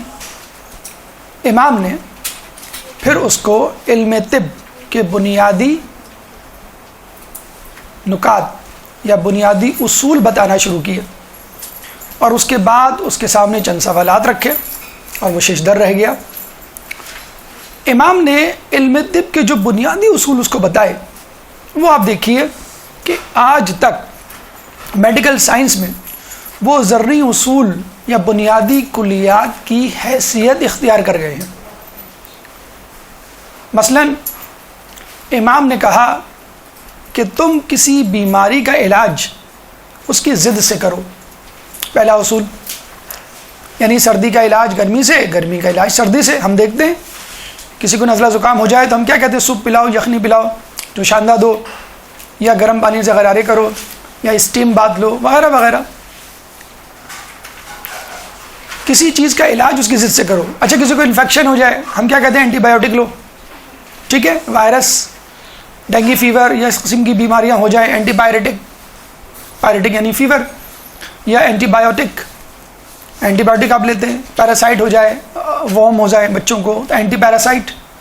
تو اینٹی کا لفظ لگا کر اس کا علاج کیا جاتا ہے اور بڑا کامیاب علاج ہوتا ہے. تو امام نے یہ اصول آج سے 1400 سال پہلے بتلا دیا، 1300 سال پہلے بتلا دیا. پھر امام نے ایک اور علاج کا اصول بتایا کہ پرہیز علاج سے بہتر ہے. Prevention is better than cure. اب تو یہ محاورہ بن چکا ہے، یہ امام کی حدیث ہے. اور باقاعدہ علم طب میں، میڈیکل سائنس میں پریونٹیو میڈیسن کے نام سے ایک شعبہ وجود میں آ چکا ہے جس میں اسپیشلائزیشن ہو رہی ہے کہ how to prevent the disease, کہ بیماری کو دفع کیسے کیا جائے. بیماری کا علاج نہیں، دفع. لیکن بیماری ہو گئی اور اس کا علاج کیا گیا، اینٹی بایوٹک یا دوائیاں لی گئیں، تو بہرحال دوا جسم کے ہر عضو میں جائے گی، ہر ٹیشو میں جائے گی. جو عضو یا ٹیشو بیمار نہیں ہے، ڈیمیجڈ نہیں ہے، مجروح نہیں ہے، اس کو بھی متاثر کرے گی. پیناڈول اگر آپ لیتے ہیں سر میں درد کے لیے تو وہ ہاتھوں میں بھی جائے گی، پیروں میں بھی جائے گی، گردوں میں بھی جائے گی، جگر میں بھی جائے گی، ہیپاٹائٹس بھی کرے گی، رینل فیلئر کا بھی سبب بن سکتی ہے وہ.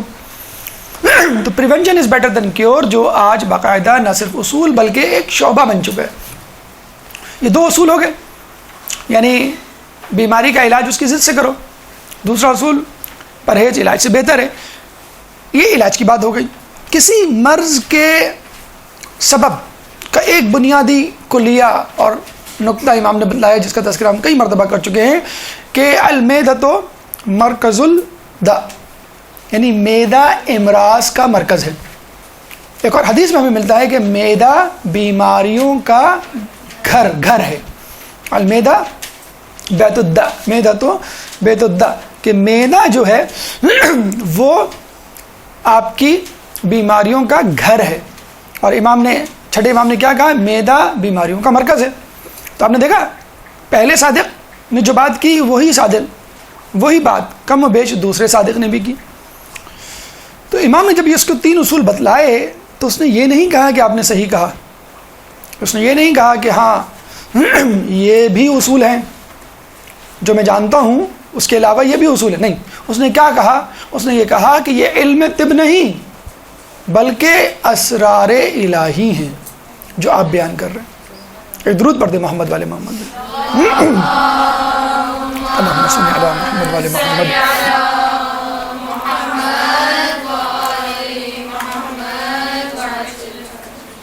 جو امام نے اس ہندی طبیب کو بالکل جیسے کہتے ہیں کہ گونگا کر دیا، اس کے بعد امام نے کچھ سوالات تقریباً 18-19 سوالات اس کے سامنے رکھے انسان کی ہیومن باڈی کی نیچر کی حوالے سے. اس کی تفصیل انشاءاللہ کبھی ہوا تو ہم آپ کو بتلائیں گے. جیسے کہ ہم نے کہا کہ ہماری کوشش ہے کسی طرح کہ امام کی سیرت کے اعتبار سے گفتگو من حیث المجموعی ایک اجمالی خاکہ آپ کے سامنے پیش کیا جائے، اور اس میں بھی ہم آج کامیاب نہیں ہو سکے کیونکہ آج کی نشست غالباً 5ویں یا 6ٹھے یا زیادہ سے زیادہ 7ویں مرحلے تک ہوگی. باقی جو مراحل مادشان وقت اصحاب وہ انشاءاللہ اگلی گفتگو میں اگلے درس میں آپ کے سامنے پیش کیے جائیں گے. گو کے پرنٹ آؤٹ میں یہ تمام گفتگو موجود ہے لیکن گفتگو شاید آج 6ٹھے یا 7ویں مرحلے تک محدود رہے. بہرحال آپ نے دیکھا کہ امام نے فقہی موضوع اور میدان کے علاوہ طبی میدان میں کس طرح پالا مارا اور اس زمانے کے مصدقہ مستند طبیب اور حکماء کو کس طرح پچھاڑا.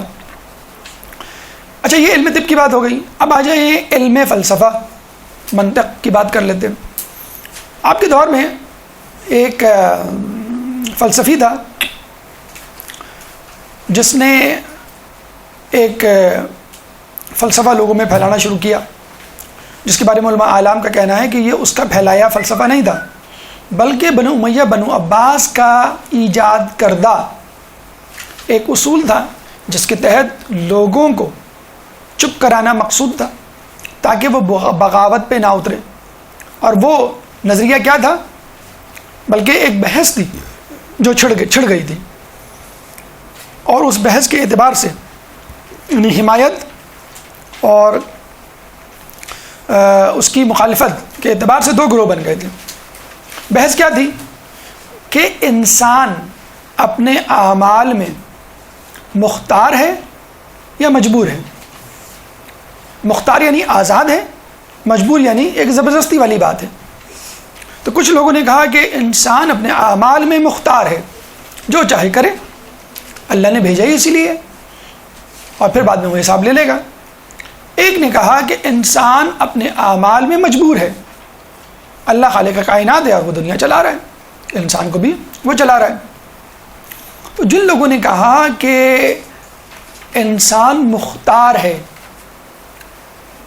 یعنی انسان آزاد ہے، انہوں نے یہ فلسفہ پیش کیا کہ دیکھیں، میں چاہتا ہوں کھانا کھانا میں کھا لیتا ہوں، میں چاہتا ہوں پانی پینا میں پی لیتا ہوں، میں چاہتا ہوں سونا میں سو لیتا ہوں، میں چاہتا ہوں کسی کو مارنا میں مار لیتا ہوں.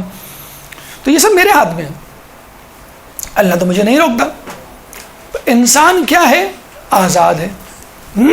ٹھیک ہے. اس کے مقابلے میں جو نظریہ تھا وہ تھا جبری نظریہ یا قدری نظریہ. اس کے بارے میں کچھ لوگوں نے یہ اصول بنایا کہ انسان مختار نہیں ہے، مجبور ہے.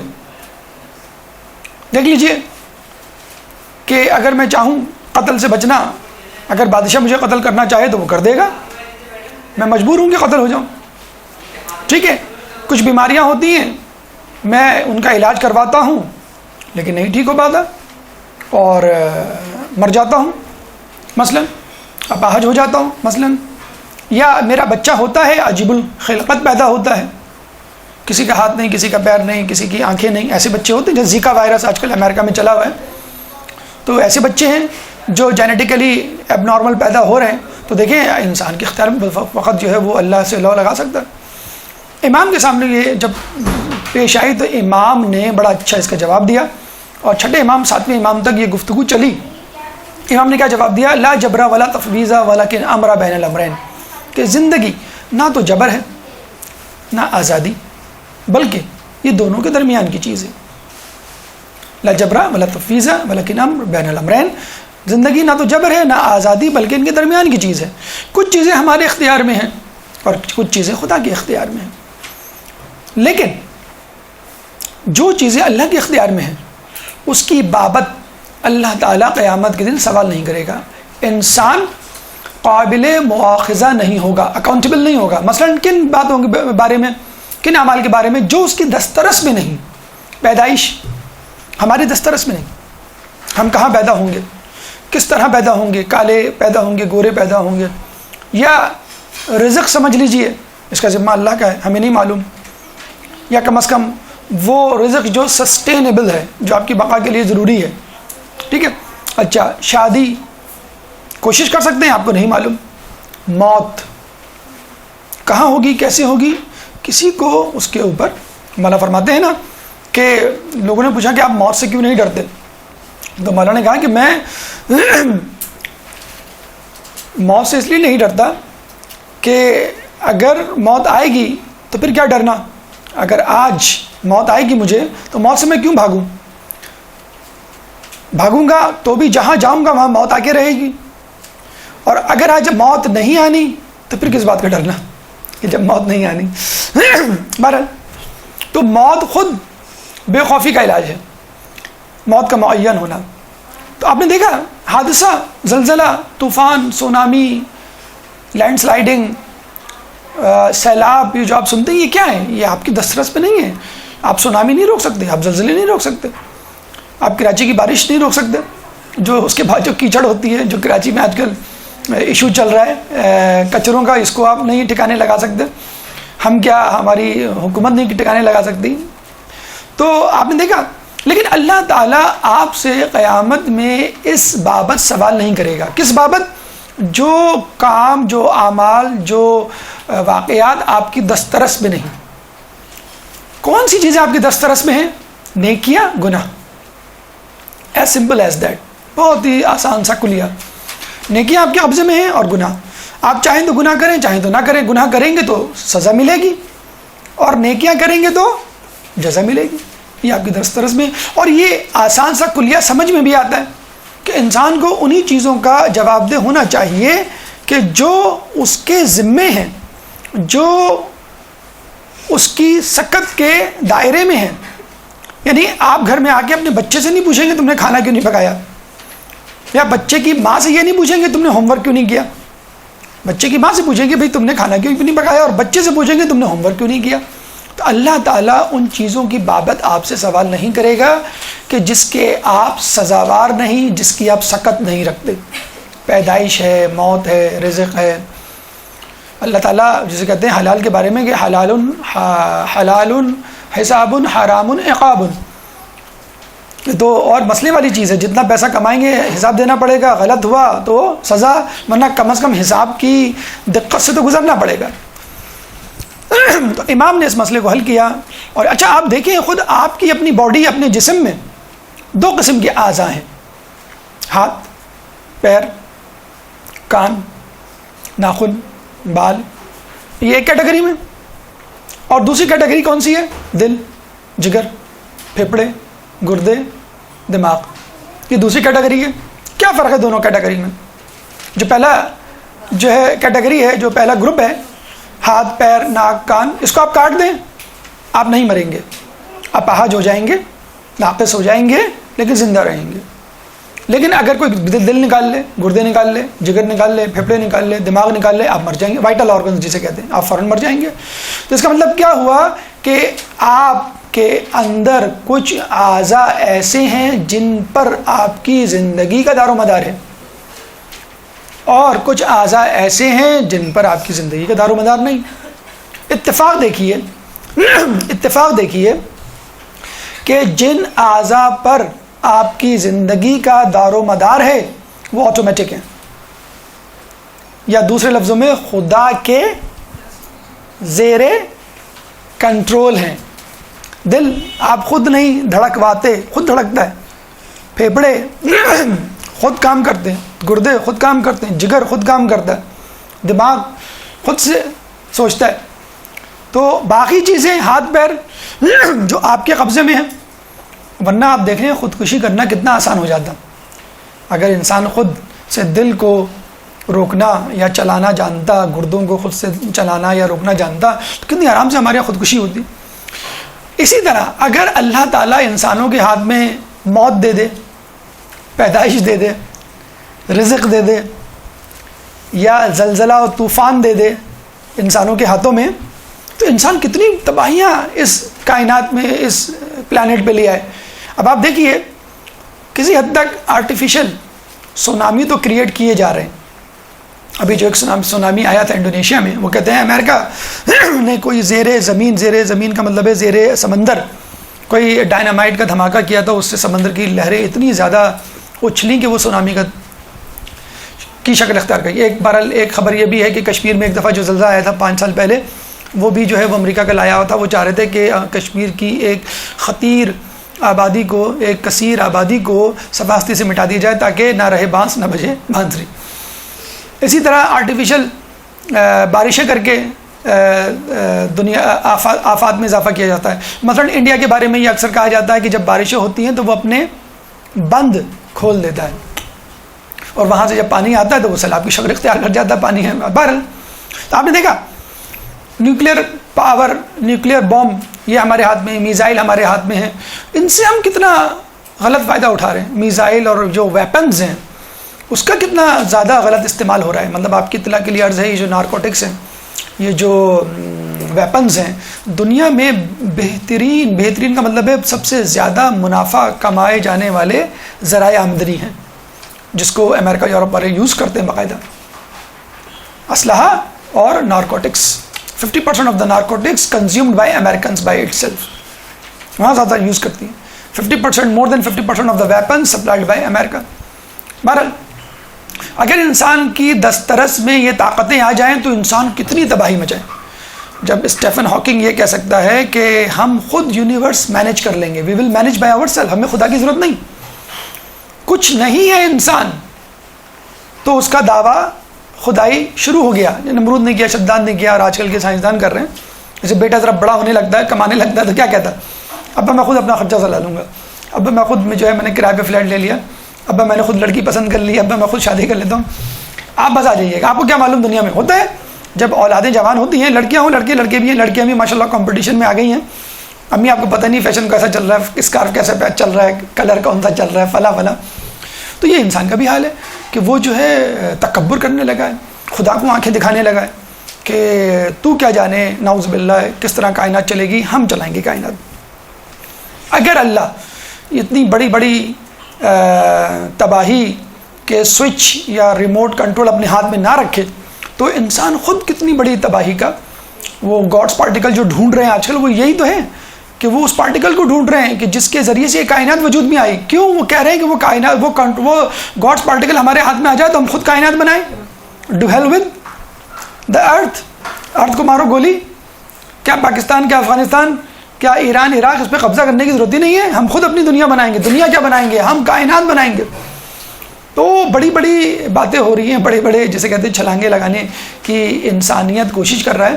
لیکن بہرحال اللہ ایک حد تک تو باپ کی طرح، جیسے ایک باپ اپنے بچے کو چھوٹ دیتا ہے ایک حد تک، ایک وقت تک، کہ وہ بچہ جو ہے وہ کھلونے سے کھیلے، اور جہاں لگتا ہے یہ اب کھلونا توڑ دے گا یا نقصان کر لے گا، فوراً کھلونا اس کے ہاتھ سے لے لیتا ہے. یا بچے کو آپ دیتے نا موبائل ہاتھ میں، بچہ ریموٹ کنٹرول وہ ویڈیو گیمز کھیل رہا ہوتا ہے، جہاں وہ آپ کے میسیجز پہ گیا ایک ڈونٹ اوپن دا میسج، یا آپ پاسورڈ لگا دیتے ہیں پہلے سے. ارے بچہ آپ کا موبائل لے کے بیٹھا، کوئی مسئلہ نہیں، پاسورڈ لگا ہوا ہے، ڈونٹ وری. وہ لوگ تو بے گمات کے لیے لگا دیتے ہیں پاسورڈ. بہرحال تو آپ کیا کرتے ہیں کہ آپ ایک حد تک بچوں کو کھیلنے دیتے ہیں، اور جہاں آپ نے دیکھا بچہ اپنی حدود سے آگے جا رہا ہے آپ پکڑ لیتے ہیں. تو اسی طرح انسان کا بھی حال ہے. اللہ جہاں دیکھتا ہے کہ اب یہ اپنی لمٹ کراس کر رہا ہے، لوگ سمجھتے ہیں کہ بس ہم نے تب زلزلوں پہ سونامی پہ اپنی قوت دسترس حاصل کر لی، اب ہم جو چاہیں کریں. نہیں، ایک وقتی عارضی ناقص قسم کا ایک کنٹرول ہے جو انسان کے ہاتھ میں آ گیا ہے. الٹیمیٹ کنٹرول خدا کے ہاتھ میں. اگر خدا کے ہاتھ میں نہ ہوتا نعوذ باللہ تو سب سے پہلے جو قوم اس زمین سے صفحہ ہستی سے مٹتی وہ مسلمان ہوتی. سب سے زیادہ ملبہ، سب سے زیادہ نزلہ، سب سے زیادہ نقصان، سب سے زیادہ نفرت اسی مسلمان قوم سے کیا جا رہا ہے. اور سب سے زیادہ تنزل پسند کہہ لیجئے، سب سے زیادہ مفلس غریب کہہ لیجئے، سب سے زیادہ تعلیمی میدان میں پیچھے یہی قوم ہے. تو کیا مسئلہ ہے اس قوم کو ٹھکانے لگانا؟ جب آپ خود اعلان کہتے ہیں بیکورڈ قوم ہے اور یہ کچھ نہیں کر سکتی، تو بس ٹھیک ہے، اس کو ٹھکانے لگا دیجئے. آپ اپنی سائنسی ایجادات، ایٹامک بامب، میزائلز اور دریافتوں کو استعمال کریں اور صفحہ ہستی سے مٹا دیں. نہیں کر سکتے، کیوں؟ اللہ تعالیٰ نے ہی ریموٹ کنٹرول رکھا ہوا ہے. لا جبرا ولا تفویض ولکن امر بین الامرین. کچھ چیزیں تمہارے ہاتھ میں ہیں، کچھ چیزیں خدا کے ہاتھ میں ہیں. اگر تم ان چیزوں کے مالک بن جاؤ جو اللہ کے ہاتھ میں ہیں تو پھر تم تباہی مچاؤ، اپنے آپ کو بھی تباہ کرو اور لوگوں کو بھی تباہ کرو. یہ امام نے فارمولہ دیا، کلیہ دیا. اب آئیے ایک اور مسئلے کی طرف. اچھا، یہ ایک عجیب بات ہے، اس پہ بھی انشاءاللہ تفصیل سے کبھی بحث کریں گے کہ جو مسائل پہلے زمانے میں تھے وہی مسائل کم و بیش ابھی بھی ہیں. دیکھیں نا، یہ بھی تو آج کل ہے. ہم کہتے ہیں نا اکثر، بھائی آپ زیارت پہ کیوں نہیں گئے؟ ارے ابھی اب مولا بلائیں گے تو چلے جائیں گے. حج پہ کیوں نہیں گئے؟ بھائی اللہ جب بلائے گا، اللہ جب چاہے گا تو ہم حج کر لیں گے. ارے نماز کیوں نہیں پڑھتے ہیں؟ بھائی کیا کریں، توفیق ہی نہیں ہے. اللہ جب توفیق دے گا تو ہم نماز پڑھ لیں گے. یہ کیا قدری نظریہ نا، کیا مجبور ہے؟ نیکی ہم نے بھائی کیا کریں؟ بنو امیہ بنو عباس کے حکمرانوں کی فاسقیت اور فجوریت پہ پردہ ڈالنے کے لیے یہ نظریہ قدری کو پروموٹ کیا گیا. بھئی فلاں بادشاہ بڑا ظالم، فلاں بادشاہ فاسق و فاجر. ارے بھائی اللہ نے چاہا تو وہ حکمران بنائے، اللہ نہیں چاہتا تو کیوں بنتا؟ جبھی خلیفہ مسلمین کہا جاتا تھا، ذل سبحانی، ذل الہی کہا جاتا تھا. اس کو کیوں کہا جاتا تھا؟ کہ بھئی اللہ کی طرف سے متعین ہے. اور آج بھی کئی عرب ریاستوں میں یہی فارمولہ ہے کہ جو تمہارے حکمران ہیں یہ اللہ کی طرف سے مقرر کردہ ہیں. اگر اللہ نہ چاہتا تو یہ کیسے تمہارے اوپر حکمران ہوتے؟ چنانچہ خاموش ہو جاؤ، جو یہ کرنے دے رہے ہو کرنے دو. یہ فارمولہ بنو امیہ بنو عباس کا پروموٹڈ تھا، بنایا ہوا تھا، پھیلایا ہوا تھا، تاکہ اپنی حکومتی استحکام کو مزید مضبوط کرے اور لوگوں کو یہ ہمت نہ ہو کہ وہ حکومت کے خلاف بغاوت کا سوچے. جو طاقتور لوگ تھے ان کو پابند سلاسل کر دیا جاتا، قتل کر دیا جاتا، اذیت دی جاتی، گھروں کو نظر آتش کیا جاتا. اور جو معصوم بے ضرر عوام الناس تھے جن کی تعداد زیادہ ہوتی ہے، ان کو اس نظریے کے ذریعے بے حس و حرکت، سست اور کاہل بنا دیا گیا کہ تم جو ہے وہ حکومت کے خلاف نہ سوچو، بلکہ یہ تو عوام کے نمائندے ہیں، یہ تو اللہ کے نمائندے ہیں، یہ تو خلیفۃ المسلمین ہے، خلیفہ رسول ہے. بہرحال تو یہ نظریہ جبر اور قدر جو ہے باقاعدہ حکمرانوں کی طرف سے پھیلایا گیا تھا تاکہ لوگوں کو بغاوت سے روکا جا سکے. پھر ایک نظریہ ملحدوں کا تھا، الہاد پرستوں کا تھا، جو آج کل ایتھیزم کی صورت میں موجود ہے. اچھا، اس زمانے میں کیا نظریہ پھیلا کہ بھی اللہ جو ہے یہ چیزیں نہیں چلا رہا اور چیزیں خود بخود موجود میں آ رہی ہیں، بلکہ کچھ روایتوں میں تو ایسی باتیں ہیں جو یقین کرنے کے بھی قابل نہیں. مثلا ابو شاکر یسانی ایک ملحد تھا، اس نے لوگوں کے سامنے جنت دوزخ کا مذاق اڑانا شروع کر دیا اور یہ کہنا شروع کر دیا، بھائی دیکھو تم لوگوں نے سنا ہے کہ روایتوں میں موجود ہے کہ جنت میں فلاں نہر ہوگی جس میں 2 رنگ کے مشروب ہوں گے، ایک شہد اور ایک دودھ، یا 7 رنگ یا 3 رنگ کے مشروب یا نہریں یا رنگ. تو یہ کیسے ممکن ہے؟ تو امام کے پاس آیا اور بڑے فخر سے کہنے لگا کہ امام اس روایت میں تو مجھے نقص نظر آتا ہے اور یہ قابل عقل قبول نہیں کر سکتی. یہ کیسے ممکن ہے کہ ایک ہی دریا میں 2 رنگ کے مائع ہوں اور وہ مایع جات آپس میں ملے نا. تو امام نے کہا کہ کیا تو نے انڈا نہیں دیکھا؟ انڈے میں 2 رنگ ہوتے ہیں نا، ایک سفید اور ایک پیلا، اور دونوں ایک دوسرے سے مکس اپ نہیں ہوتے. پھر امام نے کہا اسی انڈے سے چوزا نکلتا ہے اور مرغی بنتی ہے. تو مجھے بتائیں اس بے جان چیز میں حیات کس نے ڈالی؟ کیا چوزا خود سے خود وجود میں آ گیا؟ کوئی چیز خود سے خود وجود میں نہیں آ سکتی. اور زندہ چیز وہ کیسے وجود میں آ سکتی ہے؟ وہ بیچارہ جو ہے وہ لاجواب. آج کل کے دور میں تو بہت ہی آسان ہے. آپ کسی کراچی کسی بڑے اچھے ریسٹورینٹ میں چلے جائیں، 7 ٹیسٹ کی 7 کلرز کی کون آئس کریم مل جائے گی آپ کو، 7 رنگ کی. 100 روپے کی آئس کریم ہوتی ہے. 7 آئس کریم میں 7 ٹیسٹ جو ہے وہ ونیلا بھی ہوگی، چاکلیٹ بھی ہوگی، آپ کا مینگو بھی ہوگا، ہر قسم کا ٹیسٹ ماشاءاللہ. وہ 7 ٹیسٹ آپ کو ملا کے ایک ہی کون آئس کریم میں دے گا. آپ یہاں سے کھائیں تو مینگو، ادھر سے کھائیں تو بنانا، ادھر سے کھائیں تو وینیلا، پھر چاکلیٹ اور کافی، پتہ نہیں کیا کیا 7 ٹیسٹ. آج کل کے دور کے لوگوں کو بھی پتہ چل گیا کہ جنت میں اگر 7 ٹیسٹ والی نہر ہے تو بھی 7 ٹیسٹ والی کون آئس کریم بھی تو ہے. اس میں کون سا ایسا مسئلہ ہے؟ 2 ٹیسٹ مل سکتے ہیں، کوئی ایسا مسئلہ نہیں. تو امام نے اس طرح اس کو. اچھا آج کل بھی کے دور میں ایتھیزم بہت عام ہو رہا ہے، اس پہ انشاءاللہ کبھی گفتگو کریں گے کہ باقاعدہ لوگوں کو سائنسی توجیہات دریافتوں کے حوالے سے بتلایا جا رہا ہے یہ سب پرانی باتیں ہیں، یا عقل نہیں مانتی، یا آنکھوں نے کبھی دیکھا نہیں، وغیرہ وغیرہ. اور اس وجہ سے لوگوں کو ہٹایا جا رہا ہے اور لوگوں کو مادیت پرستی کی طرف راغب کیا جا رہا ہے کہ بس جو چیز نظر آ رہی ہے، جو چیز سنی جا رہی ہے، جو چیز جو چھوئی جا رہی ہے، بس وہی چیزیں ہیں، باقی چیزیں تو جو ہے وہ افسانہ اور کھیل ہے.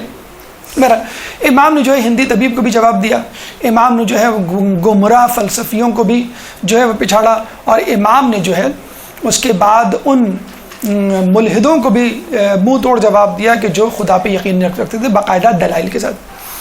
فقط توحید مفضل جو ایک بہت طویل حدیث ہے اور بہت خوبصورت حدیث ہے جس میں توحید بند کر کے رکھ دی گئی ہے، اور توحید اس طرح کی توحید نہیں کہ نقلی دلائل، عقلی دلائل، جانداروں کا تذکرہ، نباتات کا تذکرہ، حشرات کا تذکرہ، بادلوں کا تذکرہ، بارشوں کا تذکرہ، اور بعض تفصیل سے امام نے جو ہے اس کو ثابت کیا ہے کہ یہ کس طرح خدا کے ہونے پر دلالت کرتی ہیں. باقاعدہ کتاب ہے، محمد علی سید صاحب نے ماشاءاللہ اس کی بڑی اچھی تشریح لکھی ہے، 3 جلدوں پر مشتمل کتاب. محمد علی سید تو امام نے سائنسی اعتبار سے بہت زیادہ انکشافات کیے، اور یہ انکشافات اور اس کا ثبوت خود ایک کتاب جو کہ اردو میں اب شائع ہو چکی ہے، مغز متفکر اسلام، سپر مین ان اسلام کے نام سے کتاب ہے، جس میں 23 سائنسدانوں، علماء، دانشوروں نے اپنے تبصرے اور اپنی تحقیق جمع کی ہے. اور آپ کو یہ سن کر حیرت ہوگی کہ 23 میں سے 21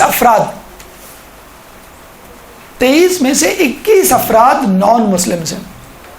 اس کتاب کے لکھنے والوں میں، تحقیق جمع کرنے والوں میں، جس کا نام ہے مغز متفکر اسلام، سپرمین اسلام، یہ کتاب مارکیٹ میں دستیاب ہے. 23 میں سے 21 افراد نان مسلم ہیں جو مسلمان نہیں ہیں، اور انہوں نے کہا ہے کہ امام جعفر نے جو فلاں بات کی ہے، یا فلاں نظریہ، فلاں حدیث، یا فلاں انکشاف، وہ ہماری عقل کے مطابق اور ہمارے سائنسی نظریات کے بالکل عین مطابق ہے. تو بہرحال امام نے کہنے کا مقصد یہ ہے کہ اپنے دور میں بنو امیہ اور بنو عباس کے جھگڑے سے اور ان کی جنگ سے فائدہ اٹھایا، نہ صرف فقہی میدان میں بلکہ سائنسی میدان میں، طبی میدان میں، فلسفے کے میدان میں، غرض ہر قسم کے علم کے متلاشی اور متوالوں کو سیراب کیا، اور اپنے نام یعنی جعفر کی جو ہے انہوں نے لاج رکھی اور اس کو صحیح ثابت کر دکھایا. اب آئیے ہم اپنی گفتگو کے 6 مرحلے یعنی اخلاقی کمالات کی طرف چلتے ہیں. اس سے پہلے ایک درود پڑھ دیں محمد والے محمد میں.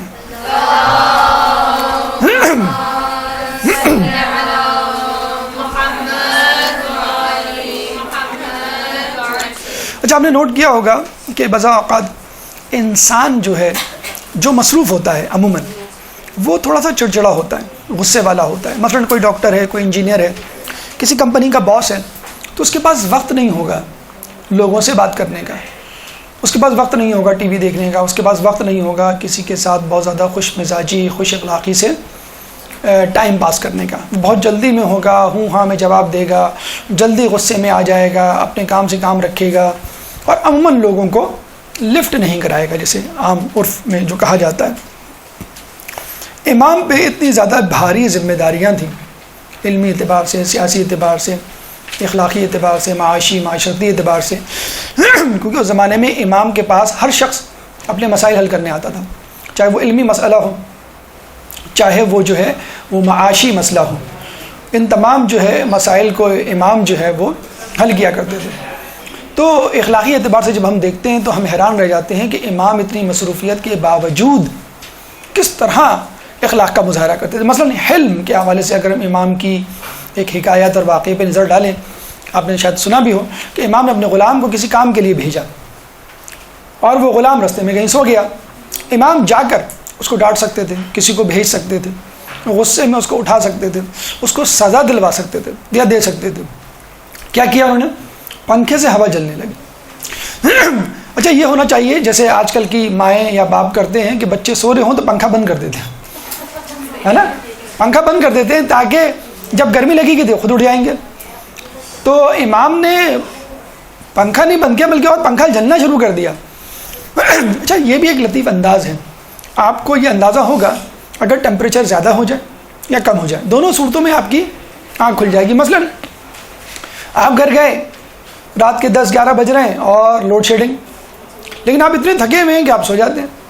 جب رات میں 2 بجے لائٹ آتی ہے تو آپ کی آنکھ کھل جاتی ہے، کیوں؟ پنکھا چلنا شروع کر دیتا ہے، آپ کا جو ہے کمرہ وہ ذرا ٹھنڈا ہو جاتا ہے۔ یا کوئی آگے فرض کر لیں اے سی چلا دیتا ہے تو ٹھنڈک یا ٹیمپریچر کے کم ہونے سے اور گرمی ٹیمپریچر کے بڑھنے سے انسان کی جو ہے وہ آنکھ کھل جاتی ہے۔ تو امام چاہتے تو کوئی گرم پانی اس پہ ڈال دیتے یا گرمی اس کو کس طرح پہنچا دیتے، امام نے ٹھنڈک پہنچائی مزید، اس کی آنکھ کھل گئی۔ اچھا، یہی طریقہ اگر آپ جائیں انشاءاللہ مشل اللہ آپ کو زیارت کروائے تو امام کے روزے پہ بھی یہی صورتحال ہوتی ہے۔ کاظمین جائیں، وہاں پہ بھی یہی صورتحال، نجف میں جائیں یہاں بھی، کہ وہاں کے جو شرطے کہنا چاہیے، پولیس مین کہنا چاہیے، یا جو وہاں محافظ روزہ اور قبر ہوتے ہیں، قبر مبارک پہ جو متعین افراد ہوتے ہیں، ان کے ہاتھ میں ایک کیا کہنا چاہیے، پھولدار جھاڑو کہہ لیجئے، یا کوئی مور کا پر یا کوئی ایسی چیز ہوتی ہے، برش ٹائپ چیز ہوتی ہے، جو وہ بس ٹچ کرتے ہیں آپ کو اور آپ سمجھ جاتے ہیں بھئی یہاں پہ اونگنا نہیں ہے، یہاں پہ جو ہے وہ سونا نہیں ہے، یہاں پہ جو ہے پیر پھیلا کے لیٹنا نہیں ہے وغیرہ۔ اگر یہ چیز اگر آپ حج اور عمرے میں دیکھیں، یہ چیز ہمیں مفقود نظر آتی ہے، بڑے افسوس کے ساتھ کہنا پڑتا ہے کہ وہاں جس طرح بدتمیزی سے لوگوں سے پیش آیا جاتا ہے، واضح طور پہ انسان محسوس کرتا ہے۔ حج عمرہ کر کے آئے اور زیارت کر کے آئے، زیارت میں جس طرح آپ کو مرحبا یا ویلکم کیا جاتا ہے، اس طرح حج عمرے میں آپ کے ساتھ جو سلوک کیا جاتا ہے۔ اب جو معیشت نیچے کی طرف جا رہی ہے اس میں تو اور زیادہ ابال اور غصے کا امکان زیادہ ہے۔ بہرحال تو یہ طریقہ ہے، مطلب آپ اپنے بچے کو غصے میں اٹھا سکتے ہیں، مار کے اٹھا سکتے ہیں، پنکھا بند کر سکتے ہیں، اور یہ بھی کر سکتے ہیں اس کے بالوں میں کنگھی شروع کرتے ہیں اپنی انگلیوں سے کہ بیٹا اٹھ جاؤ، بہت دیر ہو گئی، تمہیں اسکول جانا ہے یا تمہیں ابھی پڑھنا بھی ہے۔ تو کئی طریقے ہیں، بچہ جو ہے اسی حساب سے پھر آپ کو رسپانس دے گا۔ اگر پیار محبت سے اٹھائیں گے تو آپ کے دل میں پیار محبت، اس کے دل میں پیار محبت پیدا ہوگی۔ اگر غصے سے اٹھائیں گے تو وہ آپ کے جانے کے بعد دوبارہ کمبل تان کے وہ سو جائے گا۔ امام نے فقط کیا کہا، صرف یہی نہیں کہ اٹھایا، بلکہ اس کو ایک کلیہ دیا کہ دیکھو دن کام کے لیے، رات آرام کے لیے ہوتا ہے۔ وَجَعَلْنَا اللَّيْلَ لِبَاسًا وَجَعَلْنَا النَّهَارَ مَعَاشًا، کہ ہم نے رات کو لباس بنایا اور ہم نے دن کو معاش کا ذریعہ بنایا۔ یہ اصول ہے، یہ تم جاری و ساری رکھو۔ اگر تم دن میں کام کی بجائے سو اور رات میں کام کی بجائے پڑھو، یا پڑھو تو چلیں ایک ایکسیپشن دی گئی ہے کہ تعلیم کے لیے آپ جاگ سکتے ہیں یا بہت ضروری کام ہو، یا رات کے وقت جو ہے کام کرو، تو یہ تمہاری بیولوجیکل ردم یا ہارمونز کے لیے نقصان دہ ہے۔ مجبوری ہے تو ایک الگ بات ہے، مثلا چوکیدار ہے، اس کو رات میں جاگنا ہے بہرحال۔ تو یہ طریقہ کار ہے اخلاقی اعتبار سے کہ اگر کسی سے غلطی ہو جائے، ہمارے یہاں کیا ہوتا ہے کہ چلو بھائی بہادرآباد چلتے ہیں چائے پینے، بیگم پریشان، بہادرآباد چائے پینے، خیریت پہ؟ خیریت کیا ہے، 2.5 گھنٹے پہلے تم سے کہا تھا کہ چائے دے دو، اب آدمی باہر ہی پیے گا جال کے، اچھا سوری، یہ انداز ہوتا ہے۔ اس بیچاری کے ذہن سے نکل گیا کہ انہوں نے چائے کا بولا تھا اور میرے ذہن سے نکل گیا، میں بھی ساسی کی خدمت کر رہی تھی اور انہیں سب کے سامنے، ساس کے سامنے یہ جملہ ٹاک دیا کہ چلو بھائی تم کو چائے پلا کے لاتا ہوں، کیوں؟ تم سے 2.5 گھنٹے پہلے چائے کہا تھا، ابھی تک نہیں پہنچی۔ تو یہ ہمارا رویہ ہوتا ہے، کھانے میں جو ہے وہ نمک، قورمے میں نمک زیادہ ہو جائے، یا چائے میں جو ہے وہ چینی کم ہو جائے، آپ دیکھیں. اور پھر یہ جو ملبہ یا نزلہ جو ہے جو شوہر بیوی پہ گراتا ہے، بیوی یعنی ماں اپنے بچے پہ ٹرانسفر کر دیتی ہے. 10 مرتبہ تم سے کہا ہے کہ ٹی وی آہستہ جو ہے وہ دیکھا کرو، لیکن تمہاری جو ہے وہ کان مروڑ دیا جاتا ہے، پہلے ریموٹ کا پھر وہ جو ہے بچے کا. تو ہمارے یہاں بھی یہی معاملہ ہے کہ سختی پہ اگر آپ دیکھیں، ٹو بی ویری فرینک، آپ ایک لسٹ بنائیں مت، اپنے دل میں سوچیں کہ آپ سے خود دن بھر میں کتنے گناہ ہوتے ہیں. ہم اپنے طور پر کتنے گناہ کرتے ہیں. اچھا، اب اس میں گناہ آپ یہ مت سمجھیے گا کہ آپ نماز نہیں پڑھ رہے. آپ کے لیے یعنی آپ کی عمروں کے لیے، یہاں پہ جو بڑی عمر کے لوگ ہیں ان کے لیے تاخیر نماز خود ایک گناہ دیکھا جائے بچے کے مقابلے میں. اگر بچہ نماز نہیں پڑھا تو گناہ ہے. تو بھائی آپ کے لیے اس عمر میں پہنچ کے، ماں باپ کی مثلاً بات کر رہا ہوں میں، تاخیر سے نماز پڑھنا گناہ ہے گویا. اگر آپ تاخیر سے نماز پڑھیں گے بچہ نماز کو منسوخ کرے گا. آپ مستحبات پہ عمل نہیں کریں گے، بچہ واجبات پہ نہیں عمل کرے گا. اگر آپ اپنی لسٹ بنانے بیٹھیں کہ میں نے آج کتنے گناہ کیے یا میں نے کتنے کاموں سے غفلت برتی، تو آپ خود ہی شرمندہ ہو جائیں گے کہ میں خود جو میں نے معیار بنایا ہوا ہے اس پہ نہیں پورا اتر رہی، میں خود اپنے شوہر کو راضی نہیں کر پا رہی. اچھا، شوہر خود سوچے کہ میں دفتر میں کیا ایمانداری سے کام انجام دیتا ہوں، کیا میں کرپشن میں انوالو نہیں، کیا میں وقت پہ پہنچتا ہوں، کیا میں وقت پہ نکلتا ہوں، کیا میں وقت پہ کام مکمل کر دیتا ہوں، کیا میرا باس مجھ سے خوش ہے.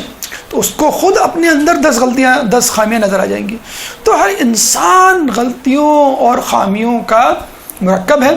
اگر اس دنیا میں، علماء عالم کہتے ہیں، اس دنیا میں بچے نہ ہوں، جانور نہ ہوں، تو ہم لوگوں کے گناہوں کی وجہ سے اللہ ہم کو نیست و نابود کر چکا ہوتا. یہ بچے ہیں جو معصوم ہیں، کہ جو گناہ نہیں کرتے، جن کی وجہ سے اللہ تعالیٰ ہمیں رزق پہنچا رہا ہے. یہ جانور ہیں، نباتات وغیرہ ہیں، جن کی وجہ سے اللہ تعالیٰ اس کائنات کو، اس دنیا کو تہس نہس نہیں کرنا چاہتا، جس کی وجہ سے یہ کام جاری ہے.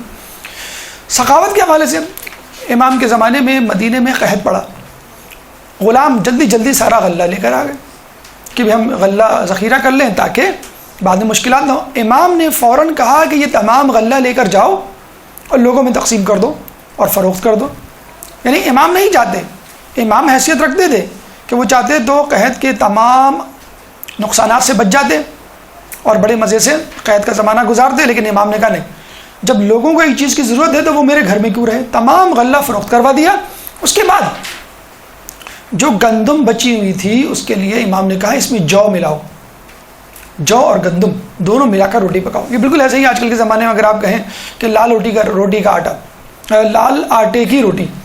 ایک زمانے میں ایک کمپلیکس یہ اسٹیٹس سمبل بن گیا تھا کہ جو غریب گھرانے ہوتے تھے ان کے یہاں لال روٹی کھائی جاتی تھی بغیر چھنے کی، بغیر چھنی ہوئی، اور جو پیسے والے گھرانے ہوتے تھے ان میں سفید پراٹھے، سفید روٹی. تو یہ کمپلیکس کافی حد تک چلا. اب پتہ چلا کہ میڈیکل یہ کہتی ہے کہ آپ کو لال آٹا کھانا چاہیے، بغیر چھنا ہوا کھانا چاہیے، بلکہ بہت سارے تندور کراچی میں آپ کو مل جائیں گے جہاں پہ لال روٹی یا بغیر چھنی ہوئی آٹے کی روٹی ملتی ہے. اس زمانے میں یہ رول تھا کہ جو غریب تھا وہ جو کی روٹی کھاتا تھا اور جو امیر تھا وہ گندم کی روٹی کھاتا تھا.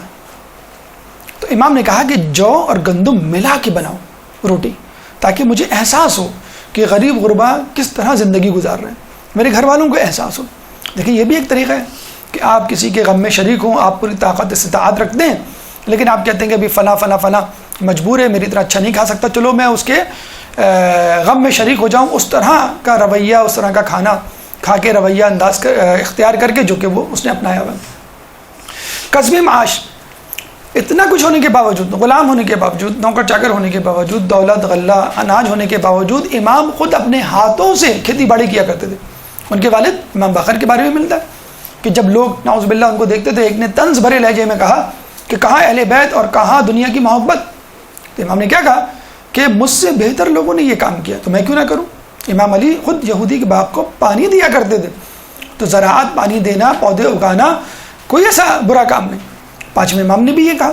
اور چھٹے امام کو جب کسی نے دیکھا اور یہ کہا کہ آپ کیوں زحمت اٹھاتے ہیں، تو انہوں نے کیا کہا، قصب معاش کے لیے زحمت باعث اجر و ثواب ہے. یہ نہیں کہ فقط مجھے کچھ پیسے مل جائیں گے، بلکہ یہ ثواب کا بھی ذریعہ ہے. اور حدیث میں آیا ہے کہ ایمان لانے کے بعد بہترین عمل رزق حلال کی تلاش ہے. ایمان لانے کے بعد بہترین عمل رزق حلال کی تلاش ہے. باقاعدہ امام کے ایک صحابی کے بارے میں ملتا ہے کہ انہوں نے اپنا کاروبار بند کر دیا تو امام نے کہا کہ کاروبار دوبارہ شروع کرو، کیونکہ کاروبار بند کرنے سے انسان کی 2/3 عقل غائب ہو جاتی ہے. تو باقاعدہ حوصلہ افزائی کی گئی کہ آپ دنیا کے کاروبار کو، دنیاوی زندگی کو نظر انداز نہ کریں. یہ ہماری گفتگو امام کے اخلاقی کمالات کے حوالے سے مکمل ہوئی. اس کے بعد انشاءاللہ جو 2 مراحل ہیں، 3 مراحل بلکہ 4 مراحل اخلاقی حوالے سے بات مکمل ہو گئی. کرامات امام کی ہماری گفتگو 7واں مرحلہ، 8واں مرحلہ بادشاہان وقت، 9واں مرحلہ اصحاب امام، اور آخری مرحلہ کلام آخر. انشاءاللہ زندگی رہی، توفیق خداوندی شامل حال رہی تو اگلے ہفتے اس موضوع کو مزید حصہ دوم کی صورت میں آگے بڑھائیں گے، اور جو مراحل رہ گئے ہیں اس پہ انشاءاللہ آپ کے سامنے گفتگو پیش کی جائے گی. اللہ تعالیٰ سے دعا ہے کہ جو کچھ پڑھا اور سنا اس پہ عمل کرنے کی توفیق عطا فرما. اللہ سے دعا ہے کہ اہل بیت کی سیرت پر چلنے کی توفیق عطا فرما. امام صادق کی کاوشوں کو رنگ لانے کے لیے ہماری توفیقات میں بھی اللہ تعالیٰ اضافہ فرمائے، امام کے ظہور میں تعجیل فرمائے، اور ہمیں ان کے انصار و اعوان میں شامل فرمائے. ربنا تقبل منا انك انت السميع العليم، ربنا تقبل منا انك انت السميع العليم وتب علينا انك انت التواب الرحيم، وصلى الله تعالى على خير خلقه واصحابه اجمعين برحمتك يا ارحم الراحمين. ایک درود پڑھ دے محمد والے محمد. جل جل يا مولا جل جل جل جل